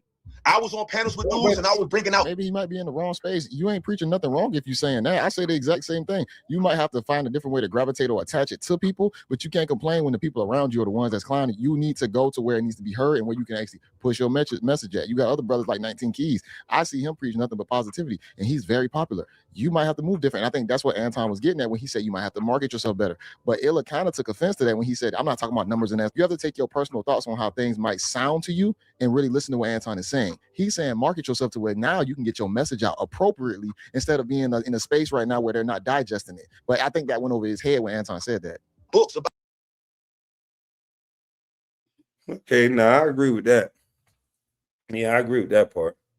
If they ain't listening, don't be in spaces you ain't wanted. Don't try to force yourself on somebody. Go somewhere else where you appreciate it. So I agree with that part. About history, about culture, The difference between you and me is I don't give a fuck about what people think about me. No, I'm just giving you an example of how the right that I don't give a fuck. That's why I do what I do. But no, I'm just giving you an example of that right that you have. I have that right as well. But that doesn't excuse. That doesn't mean I'm not. But he does give a fuck what people think because he said that there was a lot of people. Excuse me. So because he said there's a lot of people hoping he would lose. So you do give a fuck because you're trying to win so that these people that don't get the satisfaction that want you to lose. If you didn't give a fuck what they think, you'd have just had a genuine conversation. You would have let that shit roll off like a duck's back. I don't care what I don't give a damn what Corey is saying. I knew he was going to say some dumb stuff. I prepared myself to hear his stupid, immature comments, and I'm gonna rise above those comments, or I'm going to check him in a way that I get him to respect that I'm not going to be talked to in that manner. I'm not going to stoop to that level, but we ain't going to have a conversation like that.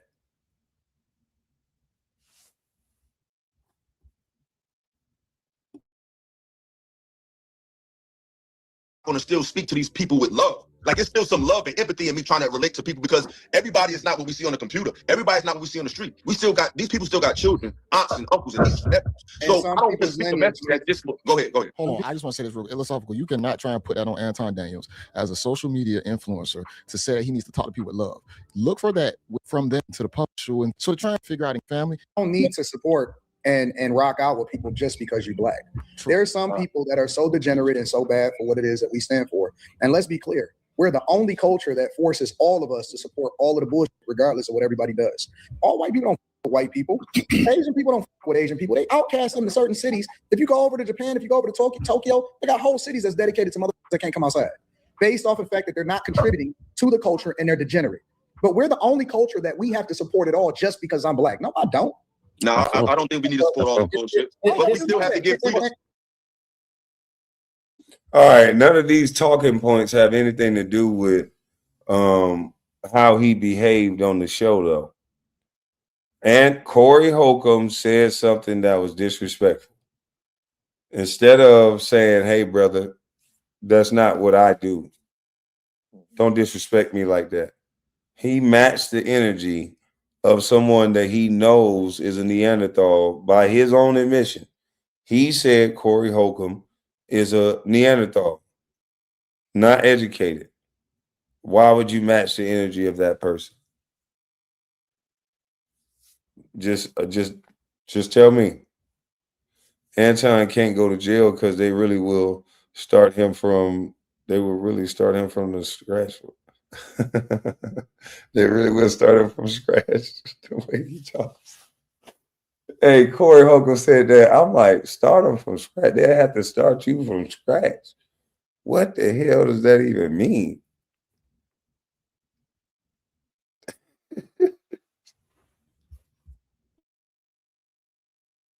But let me just say this. I think that what you said, as far as ruling in love, I don't believe in that. I believe that sometimes you have to completely go in to destroy all of it. And I don't feel as though I have to make it right with people that have lived their whole lives to be destroyers. Some people are not good people for people, and I believe that I can destroy it all. I think when I go into a place, I'm not looking to be friends with these niggas. I don't need to have a conversation with everybody to make it cool. And let me be very clear. When me and Corey, because a lot of people say I came in with an agenda. I thought you did. Corey called me and set the pace of what the agenda was going to be before I got there. Before Anton expounds upon that, I think it's beneficial to be a well-rounded person. If you're gonna live in America, as you can say, a black or African American, whatever you want to call yourself, your title is still going to be American. If you get apprehended by another country, you're going to be identified as an American. So what I would suggest anybody who lives in America to be well-rounded. I knew it was going to be smoke because he already told me that it was going to be smoke and he had smoke for me. I knew he was going to disrespect me before he disrespected me because he had already led on. He didn't say directly, I'm going to disrespect you. He said, I got smoke for you and it's not going to, you know what I'm saying? It's not going to be one of them cool shows. So what do you think I'm going to do? You think I'm going to go in there like a deer in headlights? Oh, wow. Hey, I don't think he really. I'm asking a question. I don't think he did. Because everybody if that's the case, they make a big deal. They make a big deal that I prepared and I studied for him. I think that the real travesty is that he wasn't prepared, but yet he invited me to his studio. I flew from Detroit to LA. And so you think that I'm supposed to be the B-side. I'm supposed to be the one that's going to lose. Yeah, you're the away team. I wasn't prepared to lose. And prior to you coming on the show, I kind of alluded to that. Because quite frankly, like I told the brothers here, y'all both won because y'all basically have us talking about it. And the internet space, that is exactly what it's designed for, is to have people talk. Whether they're talking negative or positive does not matter. The point is, we're sitting here talking about it. So I commend y'all both on that. But I'll say this, let me listen to what Sean's gonna say first.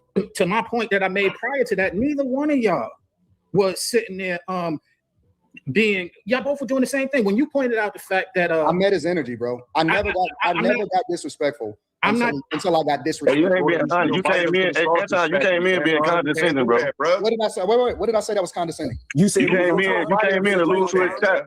You came in to lose to how tough his chat was, and that they not tough. That has nothing to do with disrespecting Corey Holcomb. If you're right there and you're reading the chat and they talking trash, that's literally just speaking on what he's seeing right there in real time. And even Corey agreed to it, and Darlene agreed to the same thing. Yeah, because the whole chat, if you go back and watch the live, the whole chat was saying, oh, he gay.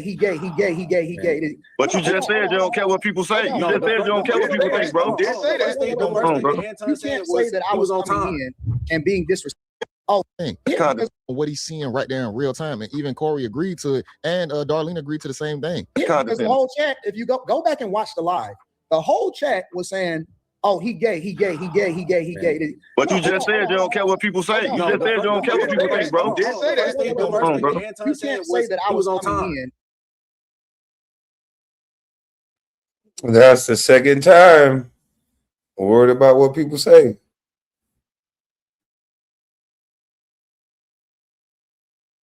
And being disrespectful because I talked to the chat. I said condescending. That's what I said. Yeah, but again, bro, this is the content creator part of it, bro. Again, fantastic. You can't say all fantastic. Let me say this. Every single what day. is that? On every single live stream, on my own live streams, is I talk to the chat. I talk to my own chat every single day. That is not new. Let's get off the chat. Let's get off the chat. I want to know. One at a time, y'all. Anton here, so let's let him talk. The first thing that Anton said was he was on time. Disrespectful to him. How's that disrespectful?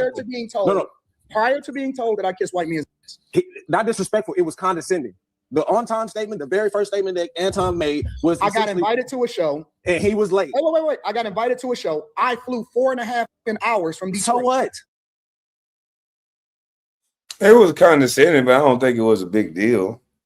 I mean, who cares? I mean, if a motherfucker play with my time, who knows how I react to it? So it was just his way of saying stop fucking with people's time. So I don't see it as a big deal. Wait, give me a second. That's crazy for Picasso to even say so what when there is certain guidelines that you need to follow in business. Like, what are we talking about? Okay, you're right. 4 hours from Detroit. I'm there on time. I gotta wait more than a half hour for you to even arrive. That's disrespectful in itself. Yeah, on business and everything. That's what I'm saying. How you gonna say whatever? You can discuss that off camera, though. You can discuss that before the show starts, bro. You can discuss that before the show starts. If it's that big of a deal, bro, you can discuss that before the camera gets rolling. In fairness, hold on. Y'all gotta shut the hell up. Y'all gotta shut the fuck up, bro. All right, fellas. Why do you think that he was complaining about the conversation that I had with Darlene for a long time before he even got there? You know why I was able to do that? Is because he wasn't there. Yeah, he was late. The reason why I was able to have so much conversation and get toured on the whole facility and find out who owned it and learn all about what it is that's going on and see how his production team worked and kick it with Darlene and get every single piece of information is because he wasn't there. That's not my fault. That's the you fault. So what are you trying to expose by doing that? No, I said, what did I do that was disrespectful prior to before we got to the disrespectful part, we asked about the condescending. The first thing that they said was that he keeps saying disrespect. They're viewing what he said about on time as condescending. I don't think it was a big deal. Who cares? The man just said he probably felt played about his time too. He probably felt played that he just explained it. He felt like I flew from Detroit. I'm sitting there. I'm on time and you not. I still think it was condescending, but I don't think it was a big deal.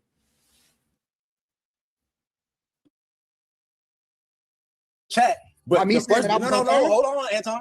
The condescending thing you did, the very first thing you said was condescending, which was I was on time, which was something you could have discussed afterwards. But you came there with the identity that you were gonna win something. That's unfair. Listen. So as grown men, he can't have a little add that to the conversation or whatnot. Man, I see in the workplace all the time. People start meetings off. If you late, they're gonna call you out. They're gonna say something about you. Talking about these are two grown adults, two fully functional.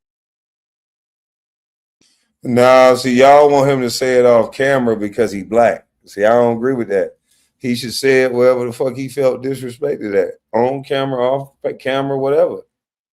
That's on him. That's his choice. He the one flew out there. That ain't on us to say where he should have done it at. I know them white boys will say it right there to you on camera. Damn, you were late. Yes, you were on colored people time. Everybody would have laughed and wouldn't have said nothing. It's because he black. Y'all want him to just hold it down. You know what I'm saying? Hold it in for a nigga. You know what I mean? But it ain't that big of a deal to me. I think it's his personal time. It's his personal opinion. whatever he felt at the time, I don't give no fucks about. So it's on him. So he said it on camera. Cool. I wasn't there. I ain't the one who flew over there. I ain't the one who waited 30 minutes. So y'all are mad at somebody for doing something their way. I'm not mad at somebody for doing something their way that they experienced. I just sit back and observe that part. I'm not gonna say another man wrong for that part he went through. I'm gonna just sit back and observe that part. I don't give a shit about it. He ain't do it to me.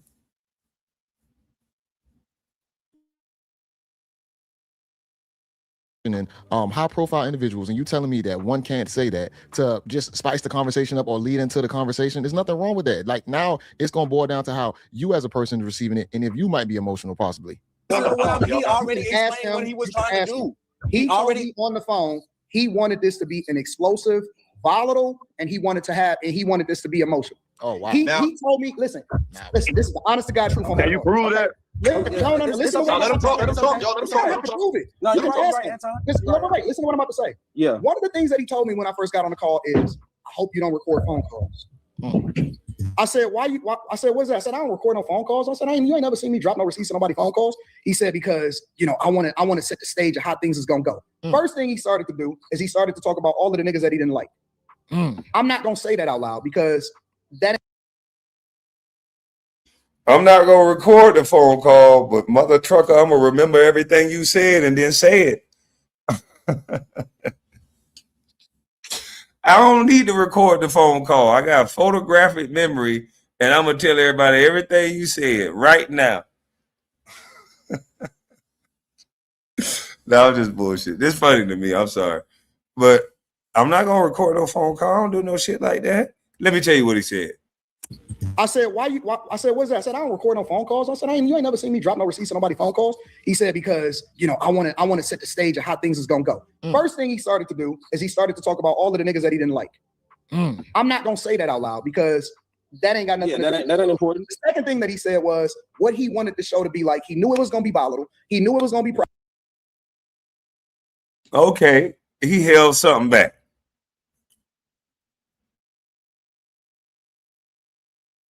problems. He didn't want me to agree with him, and he wanted it to actually be some real fireworks in there. I think that right there closes the door for a lot of people's arguments who had the question of, was it staged? Of course it wasn't staged, but the fact that Corey actually asked Anton to make it spicy, to add a little bit more flair and fire to it, what you expect Anton to do? Hold back no punches. Like, if he's...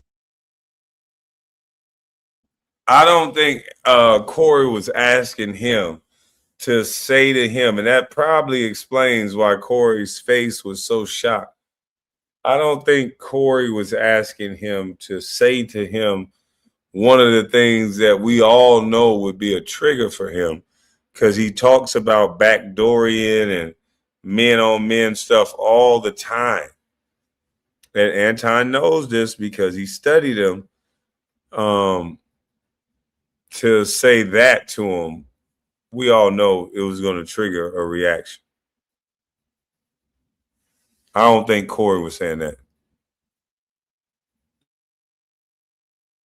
He's going to come in there. If Corey's going to start talking about certain topics that Anton is very prolific in, if he's going to do that, that means Anton is going to bring his A game. That means that when the conversation is going a certain direction, Anton is going to make sure he recenter it and redirect it to make sure he controls the argument. See, that's how, and I mentioned this on a panel I was on, to where it's a debate tactic when you can restructure how the conversation is going to flow, opposed to the interviewer asking you all these questions, jumping around. Anton went straight to the meat and potatoes. And no, I think Corey was just saying, let's go at each other. Let's be contrary to each other and put on a good show. I don't think he was saying, hey, say the one thing that you know I talk against to me, as like, and then double and triple and double down on it as if you punking me. I think at that point, Corey was like, you know what? This ain't what I asked for. And this dude want me to crash out. And I think a lot of things ran through his mind, legal issues, all kind of things, but it wasn't. To me, I don't think Corey was scared. I think this was a controlled environment, that something happened on one of his environments already. and he was like, "Oh shit, I can't have this happen again." But he was torn between two worlds: the street side of him and the business side of him, because it is bad for business to fight. So I think he did the right thing by not fighting, and it can look however way it want to look, because outside of fighting, he to everybody else, he's going to look like a punk. To the people that don't got no business involved in it and no money involved, he looked like a punk. Because to everybody else, we just saying we just crashed out, but you got no coin involved. So we get it. That's a controlled environment. If they was on the streets and this what happened, when it's just not in Corey's studio and on the workforce, on his workplace, if Anton had said that to him and he couldn't get it corrected right then, and Anton had that energy of, man, fuck what you talking about, and Corey didn't do nothing, and he asked him, we can go in this alley and fight right now, and Corey turned it down, then I would say something different then. But in a studio where he already done got in trouble, no, I think Corey did the right thing. Went straight to some of the main talking points. Hold on. Are you saying? Okay. If you set the stage for how you want it to go, it's your show, it's your studio, it's your production team. You say you want me to be there. I got the text messages from Phil of exactly the time that I had to be there. I'm sitting there waiting, all of this stuff. Why are y'all making so many excuses for a grown man not being able to meet the expectation? Exactly. Let me ask this question. Let me ask this question. Let me ask this question. Monster, let me jump in real quick. I'm gonna say this. Good at. Because I don't want to be petty. Because somebody said this one Anton good at, but it's crazy. If I'm Corey, and I really wanted to get at him, I'm being super nice to him. I'm letting them say all that. Oh yeah, and I did it to your face. I did it to your face. I'm letting them get away with all that on camera. I'm letting them say all that shit. Yep. Did it to my face. Because remember, he offered up a fair one. So if he want to fight now, he surely want to fight after the show. Because I'm not fucking my bread up. So I'm not entertaining no ideal of stopping my show to go out and fight where sponsors and shit can see me. I'm doing the whole full show with Anton. I'm letting him look like the king gorilla on camera. Because I'm knowing in the back of my mind, he said he willing to, throw them hands. So if we have a good show, regardless of who look like they won, it's a good show. Because after this good show, I'm going to get a chance to get my hands on you. And then a new show going to start. And then that way, whoever say whatever this show turned out to be, I can say, you know what? I beat his ass after the show. I don't care what you saying. He might have went up there, did all that talking. I let him do that. I beat the hell out of him after the show. He the one said he wanted to fight.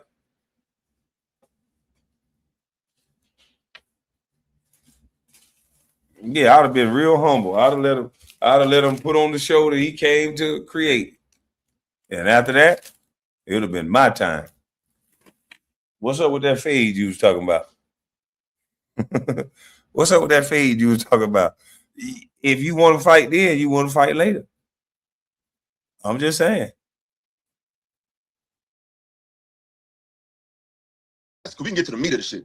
If that's the case, out of fairness, I'm not. Nobody can say I'm unfair. We already know our history is well documented. If Corey was late and he told you that on the phone, you just saying I was on time is minor, in my opinion. In that instance, that's wrong. You should just move on. If that's what happened behind the scenes, and all you said was you was late, I think that's like it's null and void at that point. Wow, Philosophical actually is agreeing with Anton Daniels. They had a really bad debacle about 2 years ago. The clips on Anton Daniels' Millionaire Morning Show, they had a heated back and forth, which I think is because Philosophical wanted to call Anton Daniels out. The thing about it is they having an actually good conversation between how much beef they had in the past. I'm actually kind of shocked that it's going this smooth, but it's just respect, I would say.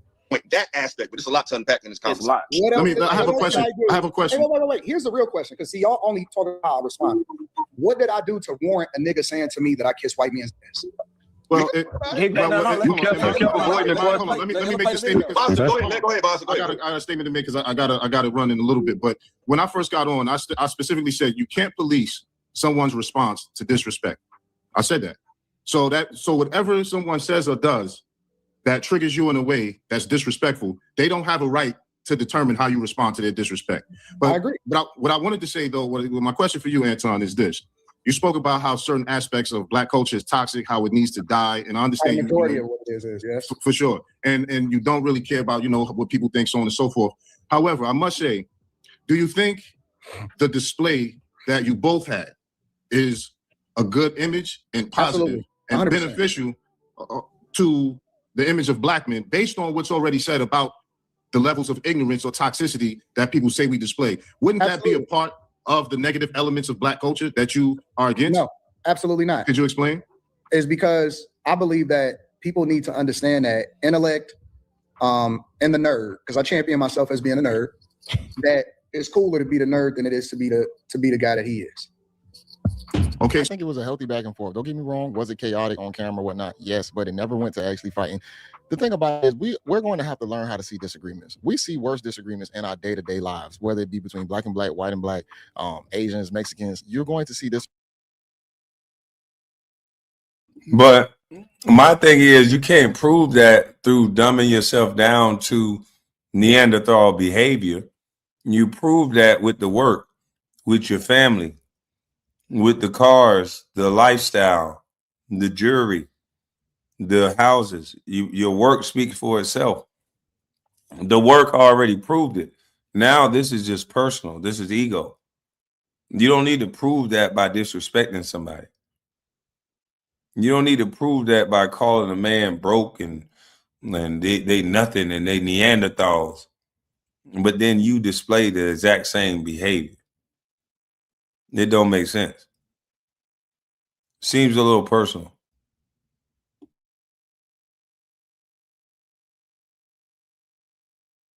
Agreements. Just because it happened on a big stage like that actually shows that everybody can still be human. Everything ain't so PC or everything ain't so robotic or at all. Everything is being controlled. This looked very out of the norm to see these two big content creators going back and forth like this. So it never actually went to blows. And sometimes some of these situations you still cannot control. The one thing we can do, like everybody always gonna have the bully get bullied when they don't have themselves ready and prepared intellectually, and it shows. The bully get bullied when they don't have themselves ready and prepared intellectually. Well, you started off going good intellectually, but you changed it from intellectual to whatever the room wanted. He dumbed his behavior down to high school jock behavior. Fuck you, let's go outside, I'll beat your ass. That wasn't intellectual. I can't believe he think that was intellectual. You can get that same behavior out of Negroes in the hood. The intellect is supposed to keep it from getting there. He's the superior thinker in the situation. The intellect always beat the Neanderthal because they outthink him.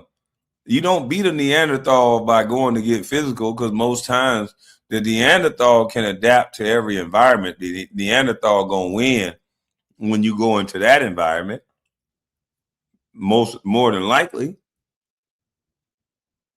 They out being Neanderthals. You family man, if he's a true Neanderthal.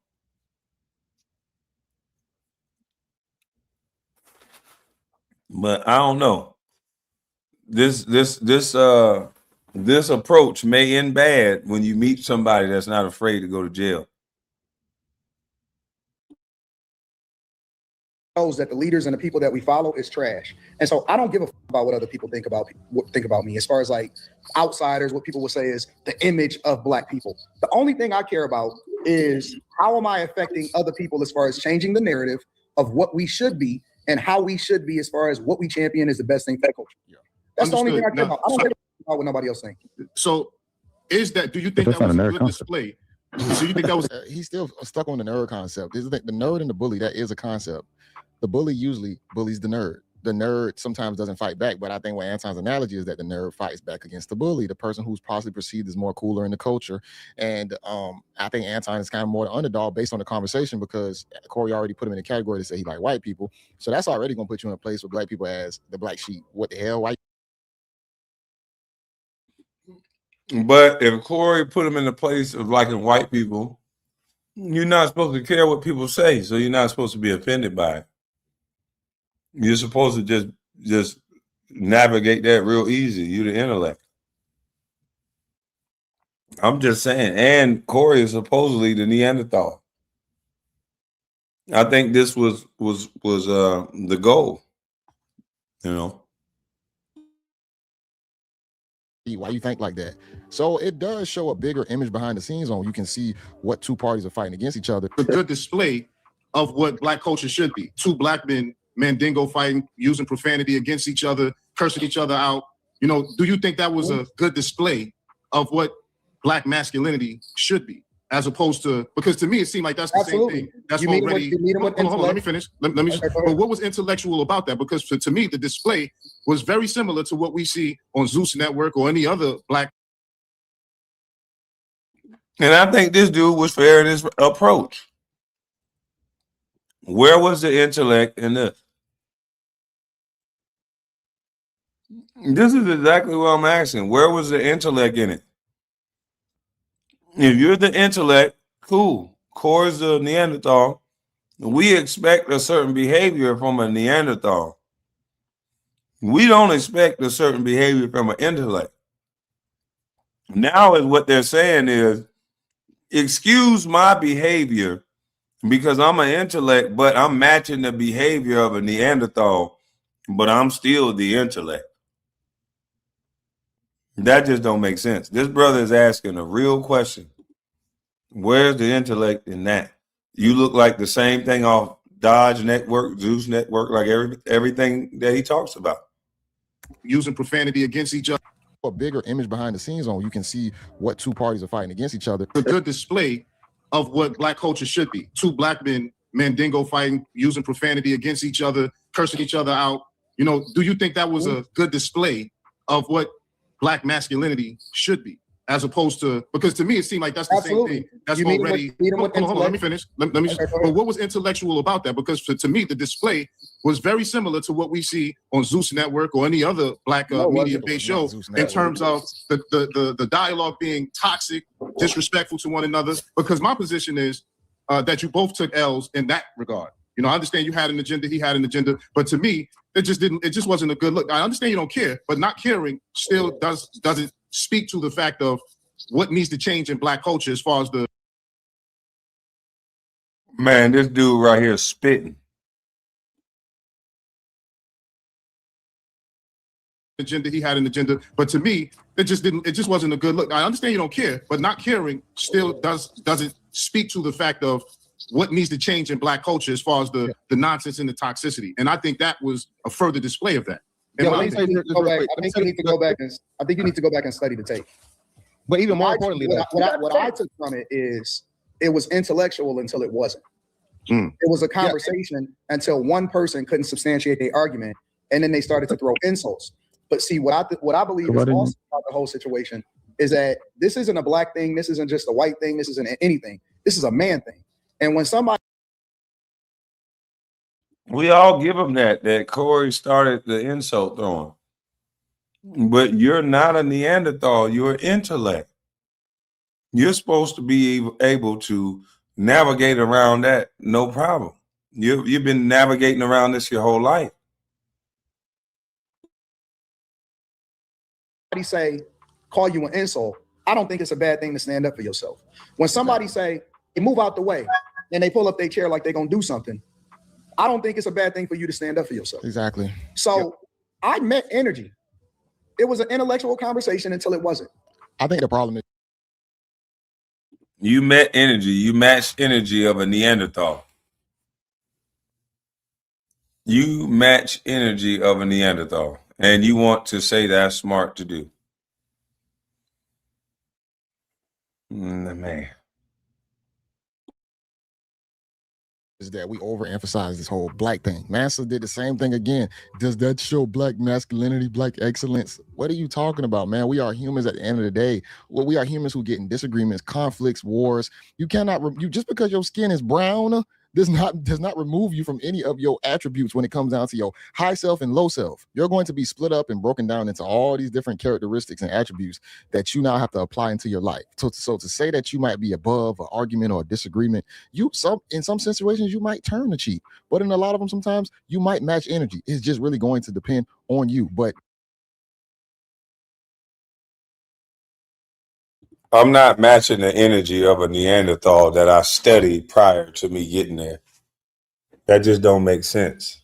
I'm not going to study that this is a low vibrational person, that this is a person that's not intellectually as astute as me, that don't have the success that I have. That's what he feels, that doesn't have the capacity that I have.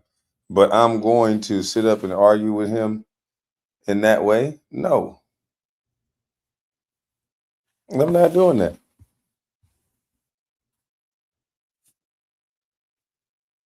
I'm not going to display the same behavior as somebody that I said is a Neanderthal, because that's not smart, and I'm the intellect.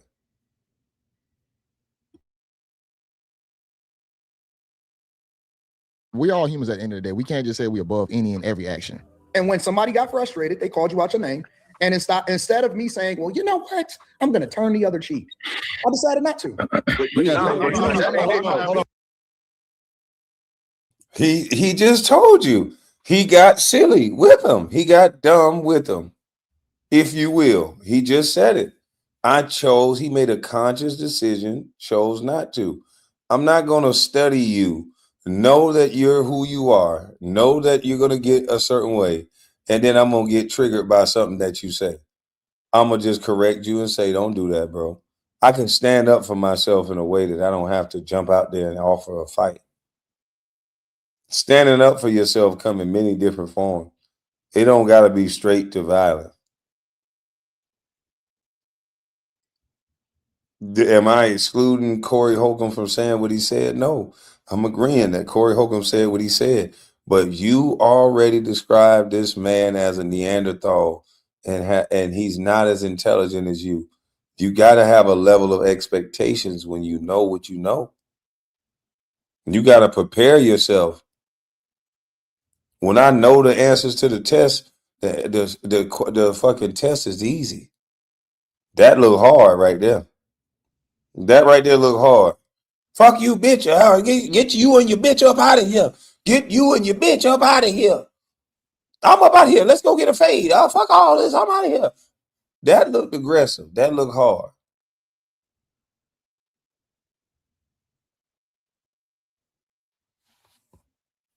This 100% help Anton. This helped both of them. We're talking about Corey and Anton. We're talking about both of these gentlemen. Let's not make no mistake. People are waiting on Corey Holcomb to go live tonight. This helped both of them. Like it, love it, or leave it. It's gonna be people going to Corey Holcomb's chat saying, "Nigga, you should have hit him in the face." It might not be the crowd that he want that be as favorable for him as it once was, but the crowd is still going to be there. He's still going to have 14, 15, 16,000 people in the chat or more. So let's not just sit here and pretend like you got to go around disrespecting people just to get views. Now, does Corey disrespect people? Yeah. But then, like he said, there's a difference between me going on my show saying what I'm saying, because people done said what they said about me. And when I go on these shows, I don't even mention it. They come on my show, I don't mention it. We having a conversation now, though. You know, Scap Attack went on his show and said all kind of things. When he came on my show, I didn't mention him. Or matter of fact, no, I didn't come. He didn't come on my show when I was on this little loser show, and he just happened to be up there, and they all tried to tell me what he said, and I'm like, look, man, I'm not telling nobody how to talk on their own show, but we having a conversation now. That's a different story. You can have your opinion, but don't have to disrespect me in conversation. People don't understand how to do that.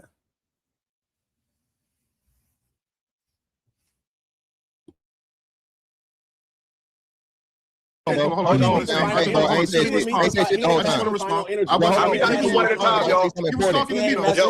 got it, fellas. We got to do one at a time. He's here. We ain't got a trip. He showed up. To my surprise, because I thought this was way too small for you, but you pulled up. So respect.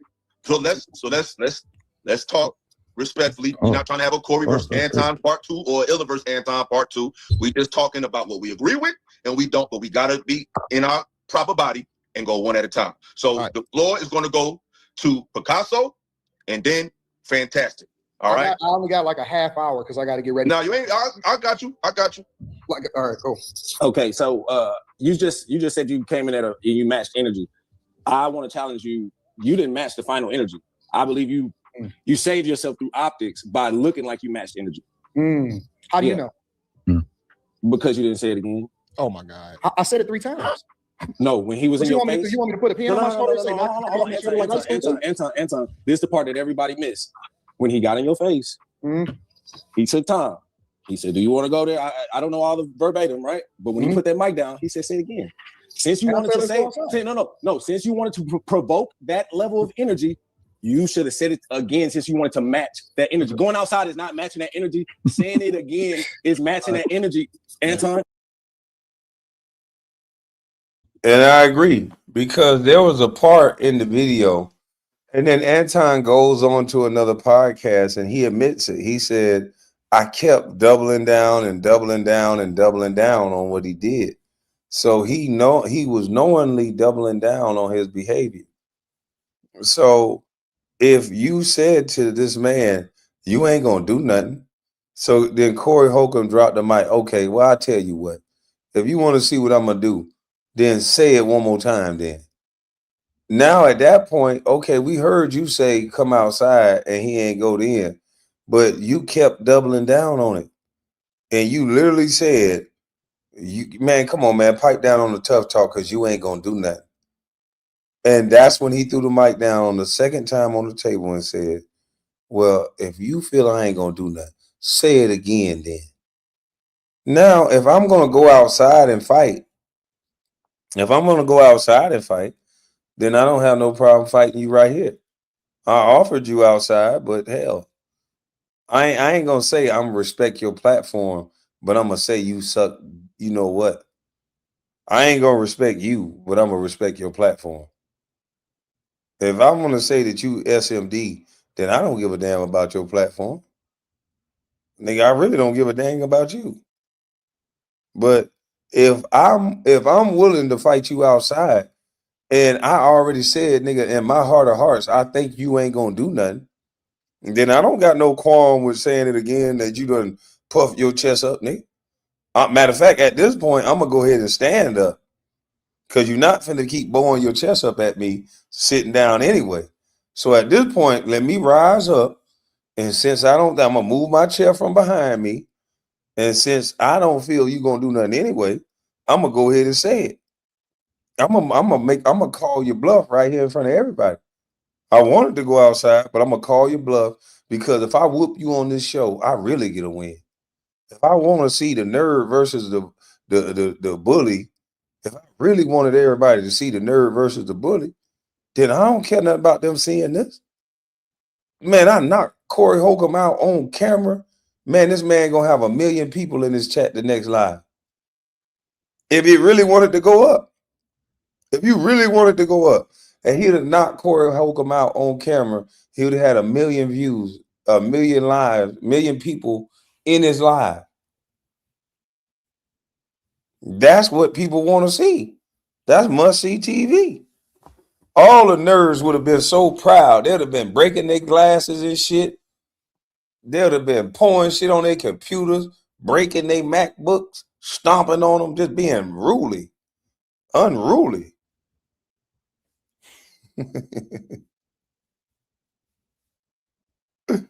If he would have just bam on camera and he would have went to sleep, it would have been all she wrote for the 5150 show. All that. Why did it have to be outside? I'm just asking, why did it have to be outside? Once I declared, because he kept doubling down, once I declared, man, stop talking tough, man. You ain't gonna do nothing. Once I say that, this is a new conversation now. You already didn't go outside after I said, let's go outside. And then I double down and say, nigga, stop talking to me tough. You ain't gonna do nothing. And then I feel like you blowfishing again. You puffing up again. You rolling up on me. You sliding your chair back, sliding your chair forward again, puffing up again. And I think you blowfishing, right? I'm gonna jump up. And I'm gonna say it again. Nigga, you suck of the black community. And before you can get up, I'm gonna pop you right in your shit. If I already know, because he was sitting down at the time. Corey was sitting down at the time, just rolling his chair forward. I would have backed up. If I wanted to fight you outside, I don't give a fuck about fighting you right here. I'm gonna slide my chair back out my way, and I'm gonna go ahead and say, nigga, you suck, you know what? And be ready. As soon as you try to stand up, I got the ups. I'm gonna make sure I back up enough that you can't scoop me from that seated position. But I'm gonna be close enough that I can pop you in your face as you standing up. Cause there ain't no rules in fighting.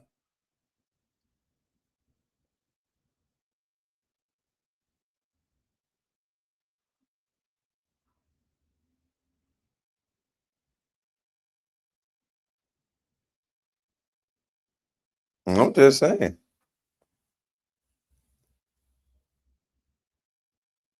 They both were bluffing. Yeah, I don't know. But all I'm saying is if I keep saying that you ain't gonna do nothing, and I keep antagonizing a man saying they ain't gonna do nothing, I'm just saying I done that before. Antagonized the nigga that I really thought wasn't gonna do nothing. And guess what? That nigga swung. Hey, you never know what a person gonna do. Don't ever think what a motherfucker, a person will do any damn thing. Don't never think what a motherfucker gonna do and ain't gonna do. I'm gonna tell you that now. Especially when you put a motherfucker back against the wall. Don't ever think what a motherfucker won't do. So all I'm saying is if he would have said it again and Corey wouldn't have done nothing, then there you have it, folks. Bleep, bleep, that's all, folks. But, I did this same thing in real life where I thought a nigga wasn't going to do nothing. Because, just because you think it don't mean a motherfucker ain't going to do it. So I thought the same thing. Yeah, this nigga ain't going to do nothing. I said that shit again. Niggas said the same thing to me. I happened to turn my head, too. That nigga, I said that shit again. I turned my head and just good thing I heard a squeak on the floor and something just told me with my training just to duck. I ain't even look back. I just ducked first. And just something whooped by my head. Woof. So the nigga did swing. Thank goodness for my understanding. Because I whooped his ass. But at the same time, you never know what somebody gonna do. I whoop niggas like KB all the time. Oh, there's a lot of people like me. I don't believe that. I don't believe there's a lot of people like me. But man, you must be a bad man. You just scared me, boy. A nigga asked me what I said, I'ma tell him. That's what I just said. But you whoop people like me all the time? Damn, man. You don't even know me.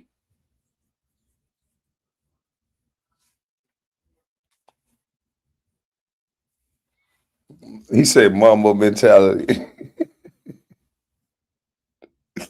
But all I do know is this. If he would have said it again, we would have saw the ugly truth then. I'm just saying. That's a call out. Hey, if he would have said it again, it wouldn't have been no ifs, ands, or buts about who was who and what was what. We would have had an emphatic Anton made Corey turn it down. We would have had an emphatic Corey went for what he knew. We would have had an emphatic, no questions, no rebuttal, no videos needed. we would have known who is who and what was what, all by just uttering it just one more again.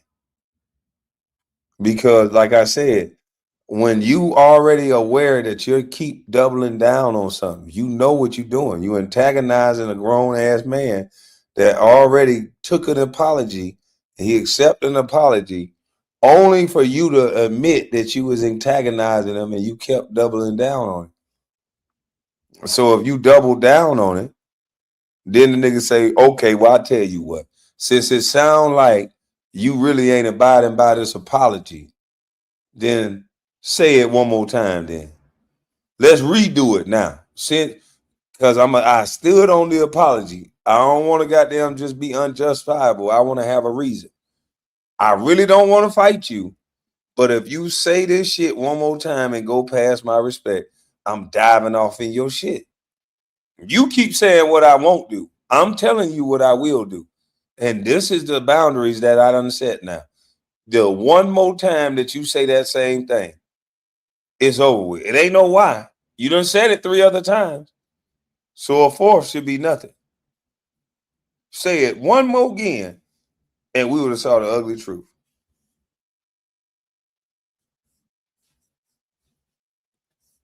And that's what real men do. Listen, bro. Hold on.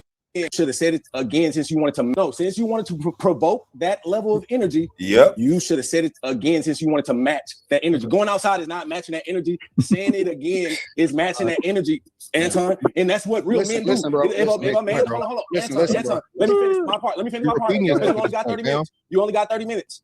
Look, if somebody comes to you in your face and say, hey, you said something from over there, but I'm in your face, and I don't want to tear my shit up, and I don't want to derail my brand. No. But guess what? A man gives another man a chance to pop some shit off if he really want to, because sucking the black people is popping some shit off. But he came to your face and he said, say it again, brother. Say it again. Picasso, this is the problem with a lot of our culture. And I'll be honest, he is a big part of the problem when it comes out to just crash out mentality.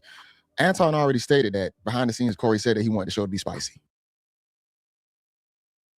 There's a difference between the show being spicy and then you inviting me to somebody's underpants. And that's why the confusion, now that explains the confusion on Corey's face when he said, what the hell? He was looking like, he looked in the crowd, he looked around, he was confused as shit. That's not what he had in mind. And so when you both, Corey already admitted, I don't want to fight you. So for all the people that saying Corey turned it down, he didn't want to fight. He admitted saying, I don't want to fight. He wanted to have a conversation. He might have wanted to have a heated debate, but he didn't want it to get sexual. But okay, if you went past your boundaries with the kissing white folks' ass, y'all apologize, it's over with. Corey didn't keep doubling down on the SMD or the kissing white folks behind. Corey just kept going back to the conversation because I don't think he ever fully let it go. Yeah, I don't think he fully let it go. So that's why the interview should have probably been over.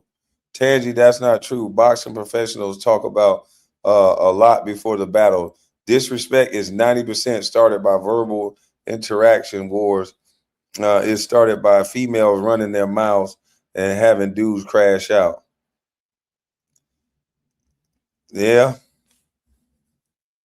But yeah, before the boxing match, motherfuckers say anything. But on this situation right here, this ain't right. This ain't right. Oh, American Man, I'm going to drop the link in a minute. I want to get through this part right here. It's almost done. Because these boys about to really get into it right here at this part.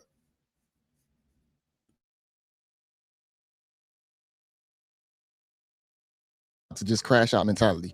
Anton already stated that behind the scenes, Corey said that he wanted the show to be spicy. That already negates what you're saying right there. So if you wanted it to be spicy, that means some of Anton's responses could be slightly spicy or whatnot. And he matched energy when it came down to the response of kissing white ass opposed to sucking black D. They are in the same category. Maybe the D1. And I wish they'd stop saying that. I want y'all to film it. I want you to film it, bro. Go to your community and walk off when y'all talking about LeBron and Kobe or whatever. walk off, be like, all right, man, whatever, man, kiss my ass, man, and walk off. I guarantee you dudes accept that way more than they'll accept you walking off saying, you know what, man, you all right, man, SMD, and walk off. And watch what they're going to say, SMD. What you mean SMD? They're not accepting that, bro. That is not the same. Old people and uncles argue and say, kiss my ass. That's almost like accepted as a figure of speech in our community. But you telling me that you can walk around and say, as a signing out, SMD? As a disagreement, if somebody say, oh, man, whatever, man, kiss my ass. I ain't with all that dumb talking. You can say, all right, man, just SMD. Man, y'all are crazy. Y'all are crazy. If you think that's the same thing, I think you're nuts. I can tell you haven't been loose in your neighborhood. One could be a little bit more disrespectful, but guess what? You are matching it when it comes down to the verbiage. The sad part is that we want to shame people in our community still that crash out to the extreme level. But when you don't want to crash out to an extreme. If he was matching the energy, right? Soon as Corey Holcomb heard what Anton said, he said, hey, bro, I'm not with that type of energy. I'm not with that type of stuff. If Anton was matching the energy, he would have said, well, okay, I'm not with you saying that I kiss white ass. That would be matching energy. That would be getting a resolution for what you was upset about. You already said something crazy to the man. SMD don't come out real easily sometimes.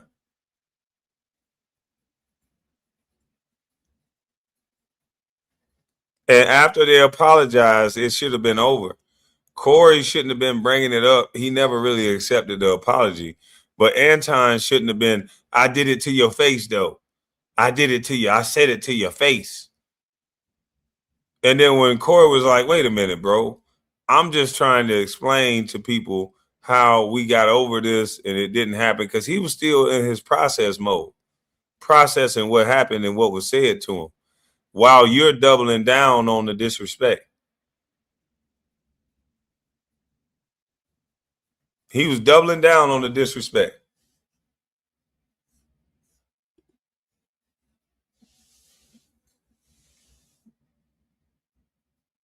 Salute, KB. My daughter placed an order that she didn't receive. Placed an order where? Because I don't know, where did you order something from? Asking for asking for a show spicy behind the scenes means this was a play from the beginning for visibility and clicks. Yeah, so they wanted the visibility and clicks, so they got it, but I don't think Corey wanted it to go this way. You said you ordered something from buslife.com. I didn't even think that site can have something ordered from. Let me have them check, because I'm gonna have them pull that site down. Let me figure out what did you order.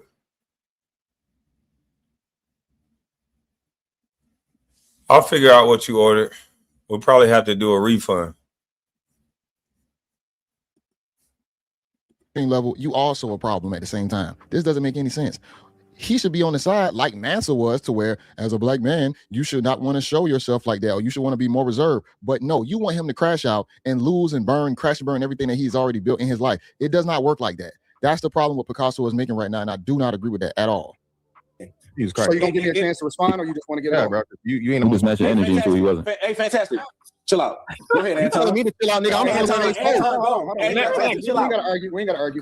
Here's the thing. Here's where I'm from. It may be a little bit different than where you're from. Where I'm from, we don't have to go up to a person and say, we don't need nobody to put a battery in our back to do whatever it is that we feel. If we feel disrespected, we disrespect it. So it's either you're going to do something or you don't. Here's the key. I'm not there to fight. I'm not there to be a tough guy. Exactly. But you were. You provoked something. You gonna let me finish? Yeah, let him talk. Let him talk. You gonna let me finish? I'm not there to be the tough guy. I'm also not there to fuck up your platform. Because the one thing that we know for sure, and the two things is for certain, is YouTube do not fuck around when people fight. They don't fuck around with porn, and they don't fuck around with fighting. They will demonetize you, they will remove you, and your platform will be completely gone. That's just the facts. So what I told him is that, listen, I'm gonna respect your platform. That's what I said, word for word. I said, I'm gonna respect your platform. In the midst of all, when he said it again, I said, nah. I said, man, I don't give a fuck about none of that shit. You ain't tough. I don't think you're gonna do nothing. But I'm gonna respect your platform. That's no, Anton. Picasso wants you. I'm gonna respect your platform, but I'm gonna tell you the SMD.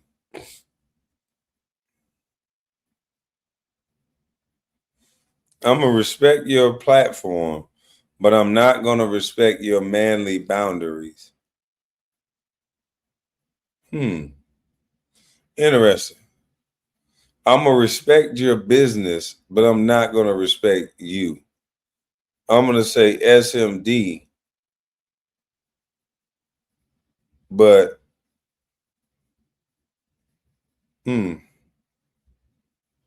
interesting.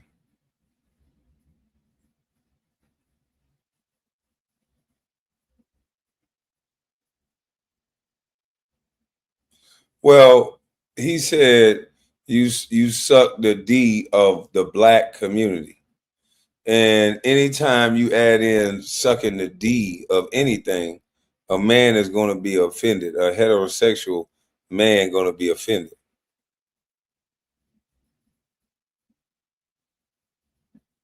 And he knows this. But the point is, you want to respect the business and the platform, but you don't want to respect the man.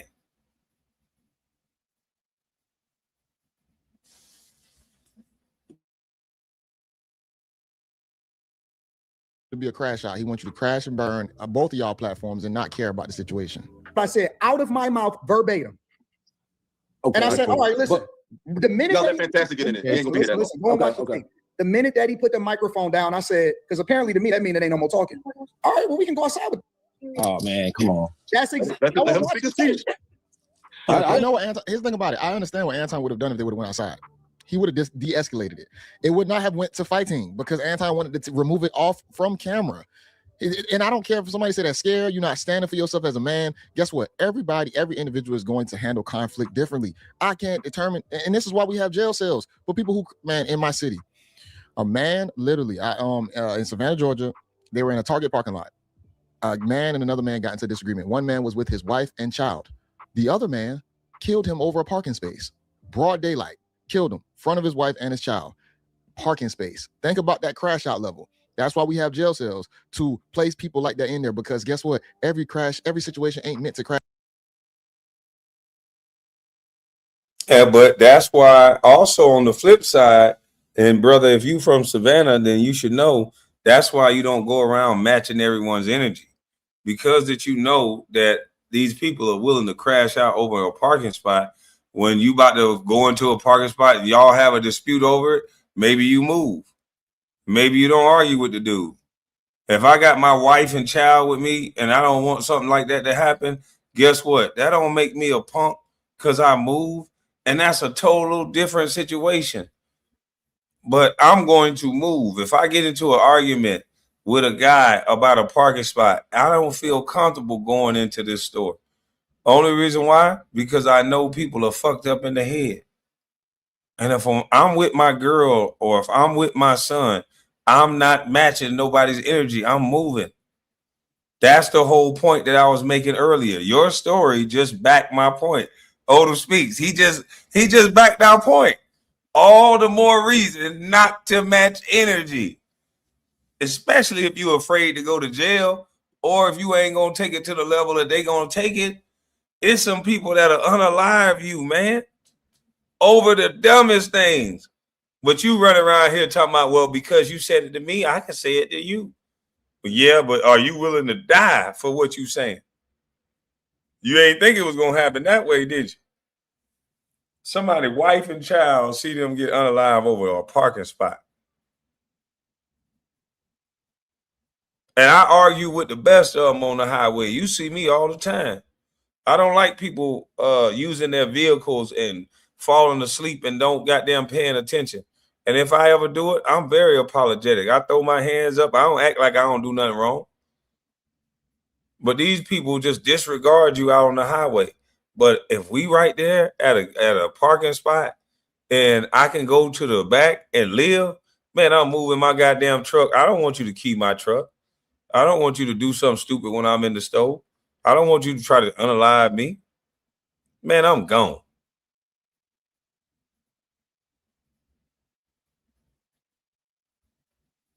I'm gone. So this is all the more reason why running around trying to match people energy just because you feel like somebody feel like they can disrespect you or whatever else, that can end bad. You vibrate on your level and stay there. Vibrate on your level and be unbothered. If you truly are unbothered by what somebody say, be unbothered. Cuss they motherfucking ass out in traffic, but be in motion. If it's somewhere with you with your family that you got to protect, man, it ain't even worth arguing. Listen here, man. If it's that serious, big dog, you can have a parking space. Sometimes that go a long way. Make a motherfucker look stupid. Now look here, big dog. If you got to argue like that over a parking space, I'm the intellect. Here you go. You can have this motherfucking parking space. I'm going back here. It ain't that serious. I got my wife and kids. You be good, big dog. Y'all think that's being a punk walking away. Somebody done fooled y'all into thinking masculinity is arguing with fools. You can't dictate another man's response. I ain't worried about what he said. I'm worried about what I say and do. Mind you, and what you're saying, you thinking about somebody else. I would be thinking about my family. My family would dictate my response. And my response would be based around my family. And being that I have my family in a vehicle, I'm not finna argue with you. I'm not finna argue with you. I don't know if you had breakfast in the morning.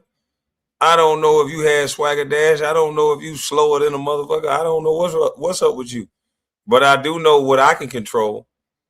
I can control saying, listen here, big dog, you got that. If this parking space mean that much to you, whether you ready to go to the fisticuffs and all this type of shit over, your day is going a little bit more horrible than mine. So let me walk around, young lion. Let me go on around you. Because at this point, it ain't about what's right and what's wrong. Somebody ass in the ground and somebody, family grieving over them and somebody in jail. All because people don't know how to maneuver around one another. I ain't trying to always be right. Nigga, I'm trying to get home. I know when to mash the gas when it's time to mash it. And I know when to goddamn chill the fuck out when it's time to chill out. And most times you niggas comment on things you ain't willing to die about. And a lot of times your life on the line and you don't even know it. There's a lot of people with mental illness walking around this world. And y'all so busy wanting to be right and wanting to prove a point and wanting to be catty with men. You ain't gonna get the same outcome as your mama, though. Y'all want to be catty with men.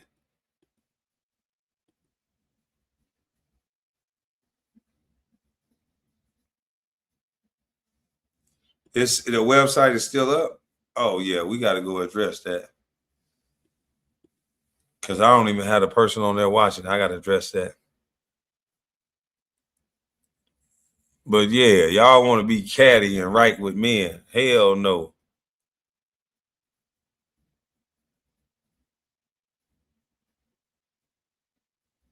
I ain't got time for it. If you really that educated and you really that much of a bad motherfucker, you know it's certain shit you ain't supposed to have time for. I don't got time for it, nigga. Fuck you.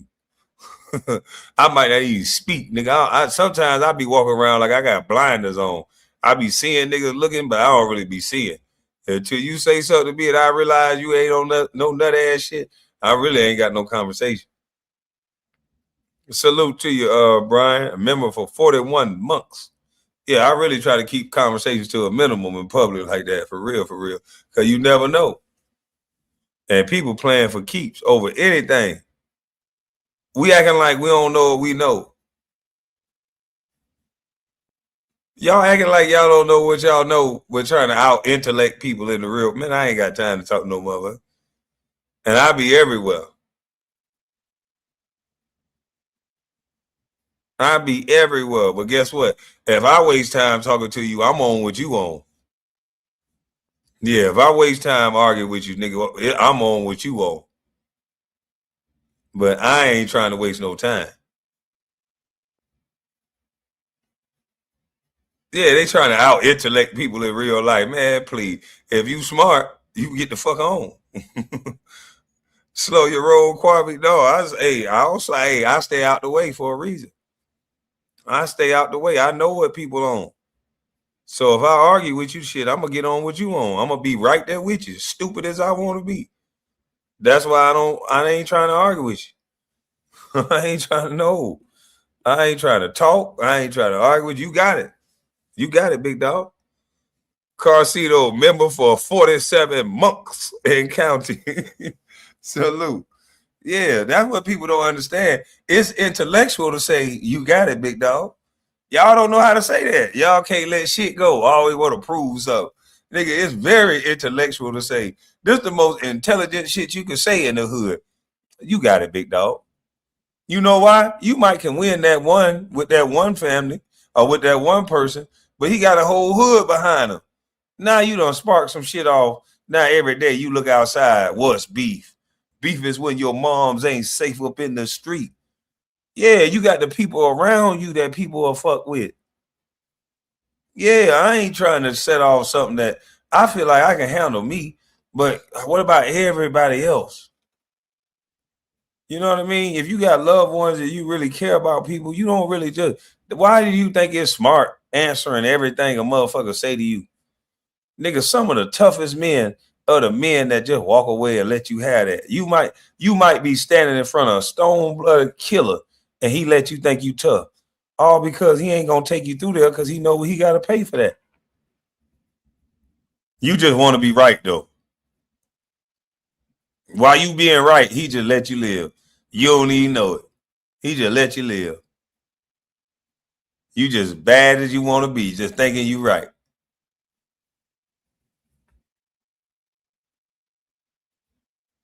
Smartest thing you can say is, nigga, you got that a little bit. That's the best way to go home. You got that a little bit. You know what I'm saying? Venus flytrap only closed till it feels something touch it. See what I'm saying? That Venus flytrap only closed when it feels something touch it. That Venus flytrap ain't out just chasing everything. You land on it. You touch it. You land in it. And then it just close on you.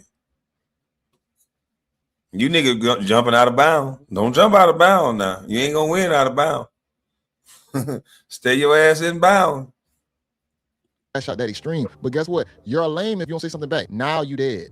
You feel me? Sometimes some situations is meant to walk away from because you don't know the temperature of it. They're in a studio. They know that temperature ain't gonna go to fighting. So Anton say, let's go off camera. Let's talk about this and come back. We can handle this in a different way now if it's supposed to be a spicy debate. Fantastic, jump in there. And then I'm going to talk to you before you leave. Let me go out to Fantastic. Yeah, bro. Come on, bro. Right. So, Fantastic, go ahead. Yeah, so first and foremost, y'all are only assessing this in the moment. This is Corey's brand, okay? Corey disrespects black people all the time, specifically black people 99% of the time, okay? So if and when he goes there and Anton's giving you some behind-the-scenes shit where he said, hey, bro, hey, it's going to be smoke, it's going to be whatever. And again, he's going there with content. It's not Anton. We already said this. Anton is away. He don't have no home court advantage. He's in the belly of the beast. He's in the fucking lion's den. And then you start. My boy always say, did you go to court? No. Well, shut the fuck up.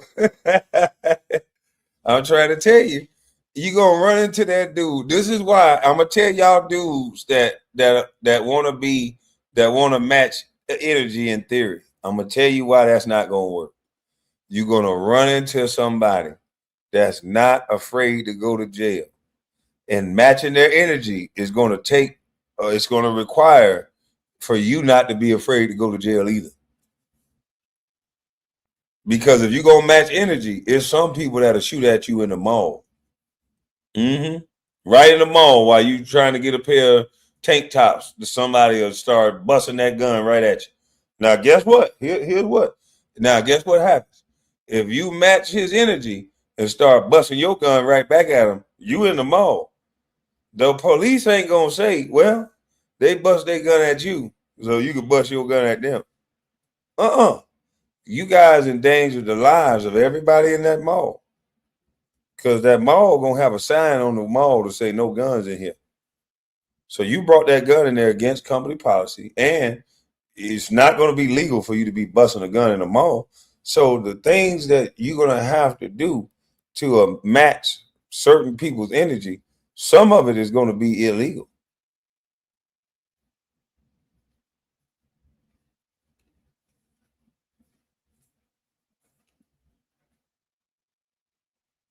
I'm just saying, some of it's going to be illegal.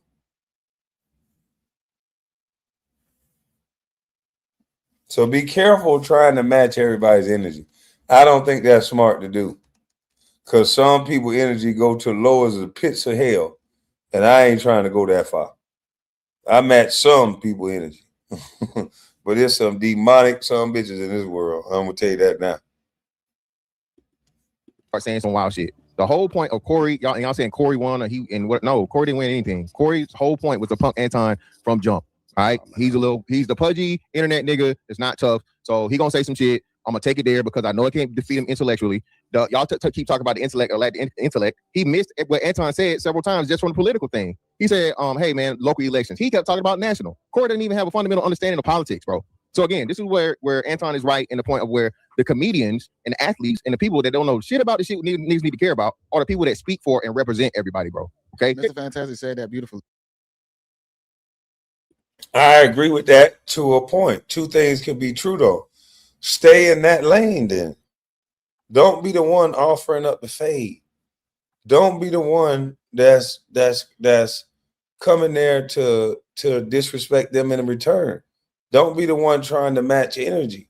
Stay in that intellectual lane, because we could have all learned from that. We could have saw a master class of how the intellect controls the bully. Be the matador. The matador don't beat the bull being a bull. The matador beats the bull by outsmarting the bull and being graceful. Still dangerous, but beating the bull with using his mind, timing, and judgment. Anton acted like the bull. It would have been two bulls out there fighting. So I don't think that it gives Anton a pass just because you can point at Corey Holcomb and say he said he did. That's what children do. He said he did. No, you dubbed yourself as the intellect. You dubbed yourself as the non-Neanderthal. So you can't now stoop down to the behavior of a Neanderthal by what you say is a Neanderthal, and then think that people are supposed to hear your explanation and say, okay, well, you did right then. No, there should be a through line to what you're saying. The through line is that's going to go terribly bad when you meet that one cat that is not afraid to go to jail and that's not afraid to shoot you wherever you at. Then it's not going to be good Then the $100,000 a month on one channel, all the security, all that ain't going to make no sense. I never made one excuse for Corey. I said, you don't have to go that route. You already said he was the Neanderthal. You could have said, hey, bro, don't disrespect me by saying, how come the Neanderthal said what I'm saying? The Neanderthal, after he was disrespected, he said, hey, man, don't disrespect me like that. Even though we all acknowledge that what Corey Holcomb said to Anton was disrespectful. It's not giving him a pass. Even though we all acknowledge that, that does not give Anton a pass for how he behaved. Knowing that he's the intellect, knowing that he's the Christian, knowing that he's the person who said that this man is a Neanderthal. You rise above it and you kick his ass with the intellect. Listen, I see that you're trying to call names now because that's all you have, because I'm whipping you with the intellect. And this is all you Democrats have. That's what he could have said, is ad hominem attacks, because you don't even know what local elections are. He could have whipped them with the intelligence. But he said he chose this route because he didn't want to be punked. He looked at this as a win. He looked at being aggressive, being the same stereotype black men was a win for him. And everybody else around that fits the criteria of Anton, They are cheering it on like, yeah, I guess it's some revenge of the nerds type of situation going on. And I'm saying that don't build anything. I'm saying if you are a nerd, take pride in being a nerd. You guys are going to win at aspects in life. Don't become bitter. You guys are going to be the ones that create families. You guys are going to be the ones who have sustaining wealth. That's enough of a goddamn win. You don't got to go out here and start trying to be street cats and fighting and arguing with people. You're going to get foobar, most of you. Because the street's going to find a way to win. They're going to cheat. Yeah, you could beat up Corey Holcomb in theory. Yeah, you could do something to a cat that designed themselves as a street nigga. But it's the rebuttal. Like, relax. I learned that a long time ago. If you're not willing to go to jail, because in our community, we'll push you to the point where you got to go to jail. So if you're not willing to go to jail, just leave well enough alone. You're not willing to go to jail or die about it, just leave well enough alone. Those are the two things you got to decipher. Now, in these controlled environments on camera, they're giving you a false perception of what reality is. They're giving you a false sense of what real life is. So don't look at these situations as playing out on video in these little arenas and podcasts and think that you're going to get that much time in real life. In real life, you tell a man the SMD, it's going to be a split-second decision that you're going to probably need to duck.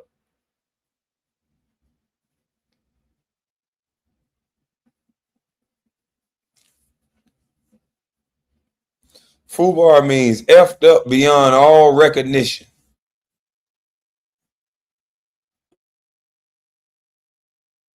He is 100% right. That group of people who specialize in a certain type of entertainment speak for the whole. I think more people possibly need to redirect their mindset and think a little bit more broad perspective when it comes down to politics, not just entertainment revolve people, all your favorite entertainers telling you what to do, how to follow people, whatnot. You need to start listening to people who are a little more qualified that are speaking on real situations that could possibly help the community opposed to just make it more fun. Can I ask y'all a question? Let me do this real quick, bro, because like I said, I ain't saying everybody hasn't got this thing. Now, Anton, the provoking part, right? Cool, fine. Where I'm from, Anton, where most niggas don't get in your face like that. Okay, you again, where the man shit, we talk about man shit. You should have never allowed yourself to be in a position where a man is standing over you, domineering over you, sit down in front of you, and then wave his hands and do all this Antonio shit, or whatever. Now, I think you did and do the best thing.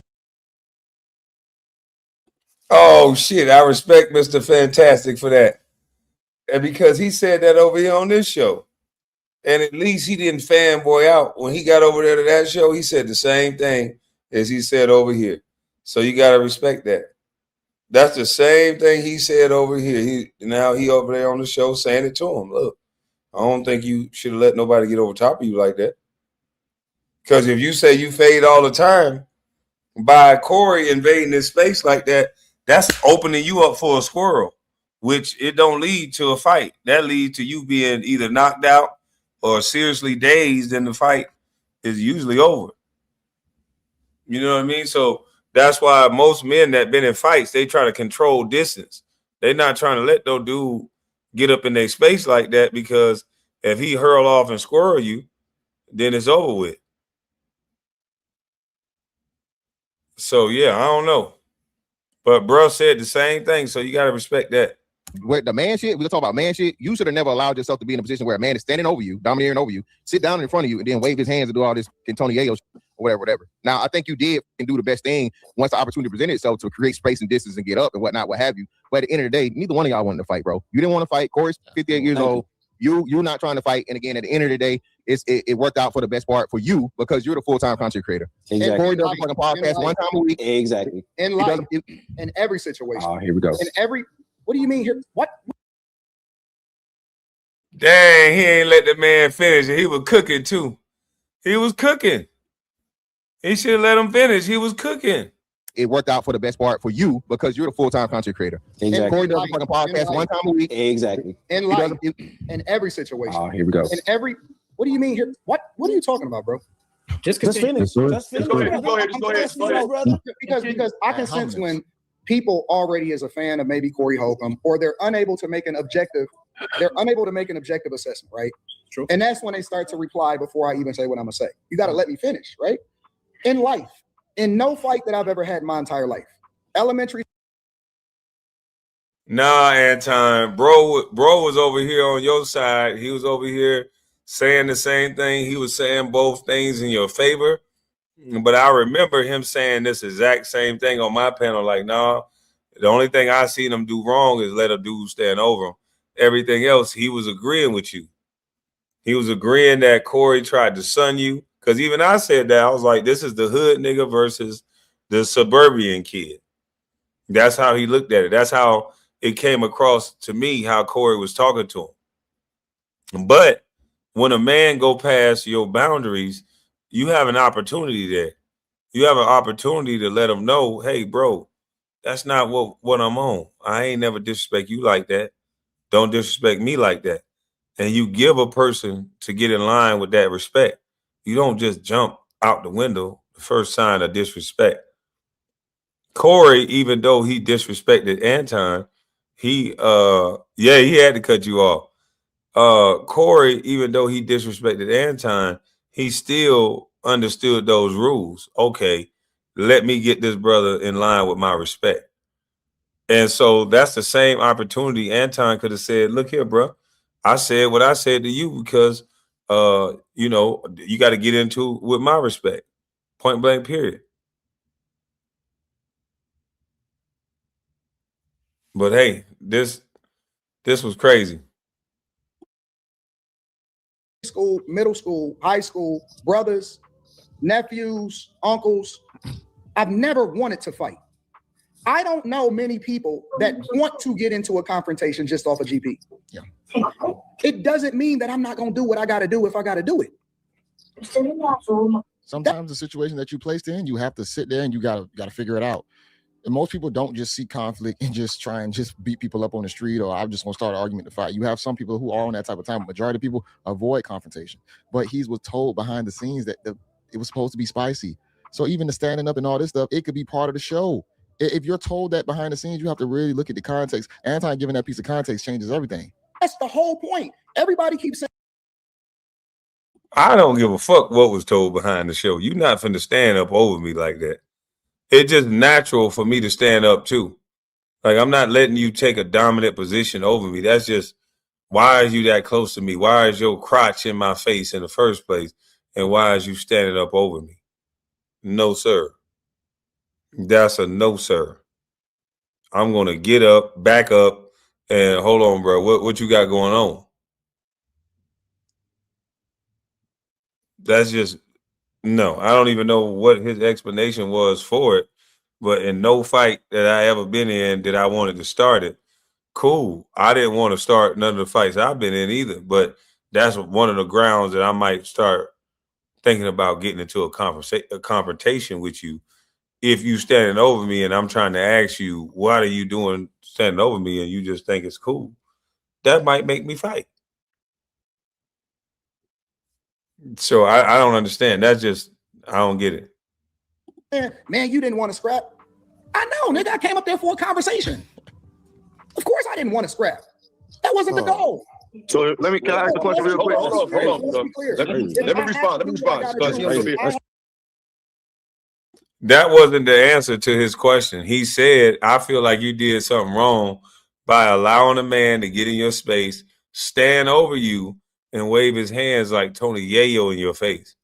That don't have nothing to do with you wanting to scrap or not wanting to scrap. That's just the honesty of it all. Like, as a man, you don't let no man encroach over your space like that. He got up, you saw it as disrespect, and then in another interview, you said you didn't see it as disrespect. You said you was threatened by it in one interview, or with Corey, and then you went in another interview and said you wasn't threatened by him at all. You could tell he was shaking. So I don't know what the real story is of, were you threatened, were you not threatened? He was shaking. It was like you were saying a bunch of different stuff now that all of this stuff happened. Because people that can actually see, and understand how things unfold we can kind of tell that neither one of y'all, Corey already said he didn't want to fight, but you definitely didn't want to go outside. I mean, you might want to go outside for, I don't know. But if you was willing to fight him outside, then you should be willing to fight him right there. Fuck your show after this point. You done disrespected me. You said I kiss white ass and I'm disrespected. Why do I care about your show? I don't care nothing about your show no more. So I don't know. So this is, like I said, and this is my problem. This is my issue.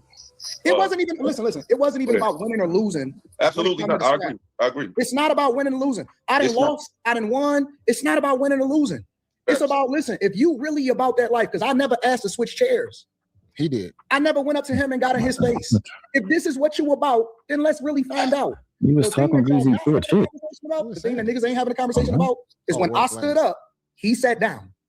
Yeah, but he said, get your out of here. You and your, like, I don't even want to keep talking about that part. That's the end. That's the way. Yeah, that's the end, but I'm saying he said in your face, but this is my issue, Anton. This is my run. My issue, my point is this. It's a way to do. Who said I stood up the run? Who said I did. You, the one that right next to you, you stood up the run. Bro, let me say this. Escaping. I'm gonna say this. He's an I escape sat artist. right back down. Yeah. I don't believe that the overwhelming majority of you niggas that comment on this shit really would throw hands in real life. I would. Would you? Listen. It's a lot of Monday morning quarterbacks. Oh, Jesus. I don't believe that I have never in my life. Who's that believe based on? I had millions of people that agree with me and disagree with me. I have never seen not one of you niggas ever say Stop anything talking tough, to me. Hold on, wait. Let me say let him up. Let him up. You the guest. Y'all talking about me. So let me get my shit off. Because I think that dude in the grave would really fight Anton. He do not like Anton. Yeah, I think he would really fight him. nobody coming to hear about you. Oh, I have never ran into any one of you niggas in real life. Oh shit. And ever heard none of y'all niggas say that y'all had a problem and that y'all wanted to throw hands. So let's be clear. Stop that tough guy. You can't run. Everybody stop that tough guy shit, bro. Stop the tough guy. Well, you would never even be able to get close to me. So that's not even a conversation. Don't tell me what you would have did. You're funny, man. Don't tell me what you would have did. You would never do no in real life. We not going with it. You're funny. You wouldn't say you know what the sad part is just like earlier in this show, they talking about black love, black unity, black people supposed to be caring about each other, but y'all willing to beat up a guy who was a content creator online. Yeah, they shouldn't be trying to beat him up. But damn, just if you got a family, you trying to move around here, why talk like this though? He's talking about fighting all the time now, fighting his family, fighting his nephew. I don't get it. Okay, you tough. Okay, you tough.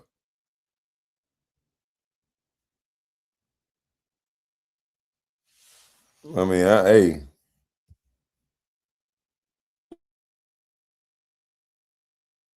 That is crazy that they willing to say, oh, yeah, I'm gonna fight you. I'll beat you down. This is what you call not controlling your emotions. Because how can you say this man, at the end of the day, the things that he talk about or preach still ain't damaging to a large majority of people. I mean, if he's teaching finances, how to learn the politics, how to avoid bad behavior, have some discipline in your life, is he really teaching people things that are that bad to where these two guys are saying that I will beat your ass type shit? This is the same reason why you see our own black leaders getting killed by the same people that they look like. Well, I wanted to go ahead, you got it. You got it, LA. No, come on, bro. Come on. What I'm gonna say is this. We're going to have Picasso, I got you, but that's a waste of time. It's only a couple niggas on here that I believe with those hands.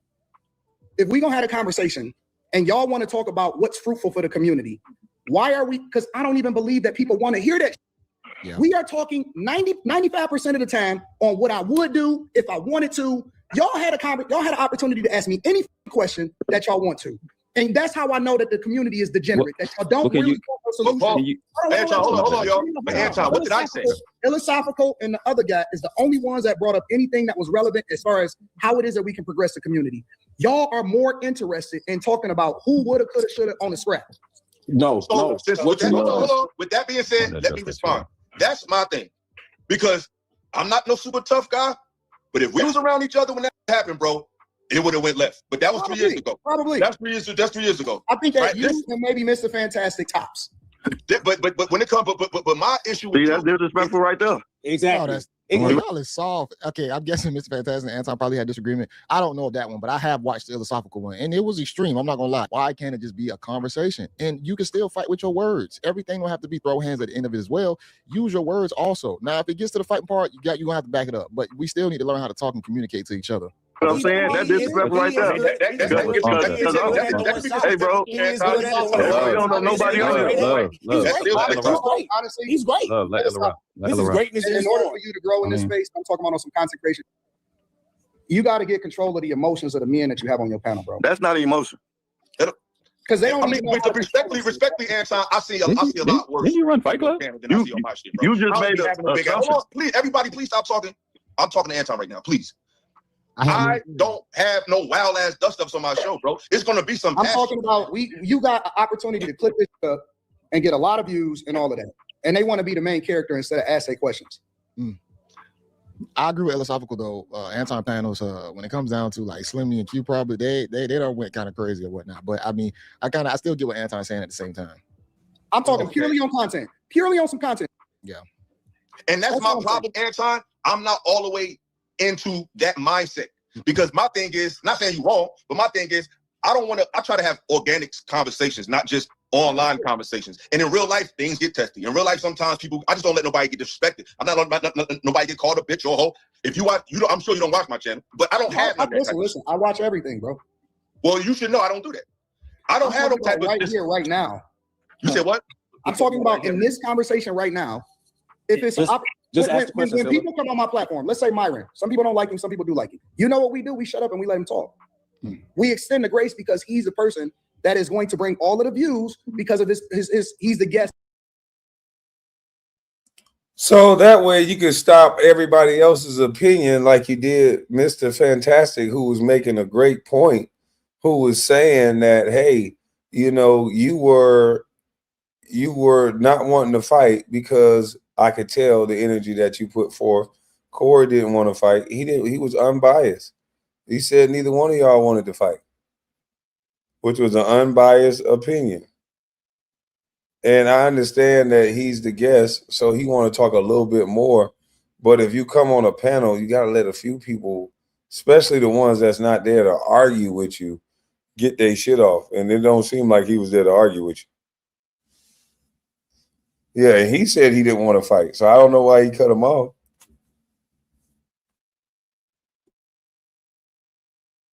On a platform that people are not willing to that haven't been used to seeing on the platform. So you a clout chaser. We had no idea you was going. I feel you. Right. I had no idea. Philosophical, I'm out. I'm gonna holler at you, bro. Listen, philosophical. Hit me up. Email me philosophical. Let him talk, Sean. Let him talk. Philosophical. Email me. We'll do a one-on-one live stream together, and I'll answer any question that you got that you want to answer. That way you can get the clips. That way you can get all of the anything that you want to get off. And we can have a conversation individually. I respect that, and that's a bet. Don't. You gotta unblock me though. What are you talking about? I ain't going to leave it right there. Picasso, man, that dude is a character. You can have dislike for maybe views and opinions on someone, but to just say you want to fight them over like small minute things is scary. And I'm gonna be honest, in the Black community, you definitely have to face those situations a lot of the times. It always has to go to this extreme point. Why does it always have to go to fighting? But Master just a minute ago was speaking about how we were so disenfranchised. Love. Philosophical was saying that we have to come with love and this and that. These two guys at the bottom was literally talking about fighting Anton because of disagreements they had with the fight he had with a whole nother person. This is crazy. So I hope it's just not a place of jealousy or he has this, voice and opinion and he's clouded and he has people following him and he makes all this money a whole night or whatnot. It can't come from that place. Your disdain has to come from. All right, so I think that's all of it. That I want to play. He wants to fight him because Anton keeps telling grown men they won't fight. That's on Anton. Shit, I told a grown man what they wouldn't do. Good thing I ducked at the right time. But see, I learned that lesson when I was a teenager. Yeah, I said what a dude wasn't gonna do. And I turned my head a little bit. He ain't gonna do nothing. I turned my head a little bit. Good thing I ducked at the right time. Boy, whew. Oh, that could have been over. And I learned then. I said, never say what somebody ain't gonna do, because you can never say what somebody will or won't do. You're not in their body. You're not on their bob and weed, KB. No, I just learned very early on that you never know what somebody's going to do. You can never say what somebody's going to do. Expect the unexpected. That's what I learned. And don't judge a book by its cover. Some of the ones that look like they ain't gonna do nothing, they just pretending. And they the ones that gonna turn up the most. The quiet, shy acting one, they be the ones that got there waiting to put a loud ass whooping on you. So yeah, be careful. Choose wisely, my friend. Enter into battle safely. Too many dorks letting money and clout, let money clout they heard from what they see on TV and internet. Also skits. Man. KB Kung Fu almost kicked your face off. Oh no, he tried to punch my head off right then on that one. Yeah, so don't ever say what somebody ain't gonna do. I'm gonna tell you that right now. But y'all have a blessed day, man. I gotta get up out of here for a quick second. Y'all have a blessed day. I'm up out of this thing. I will be back. I'm up out of this thing. I'm gone.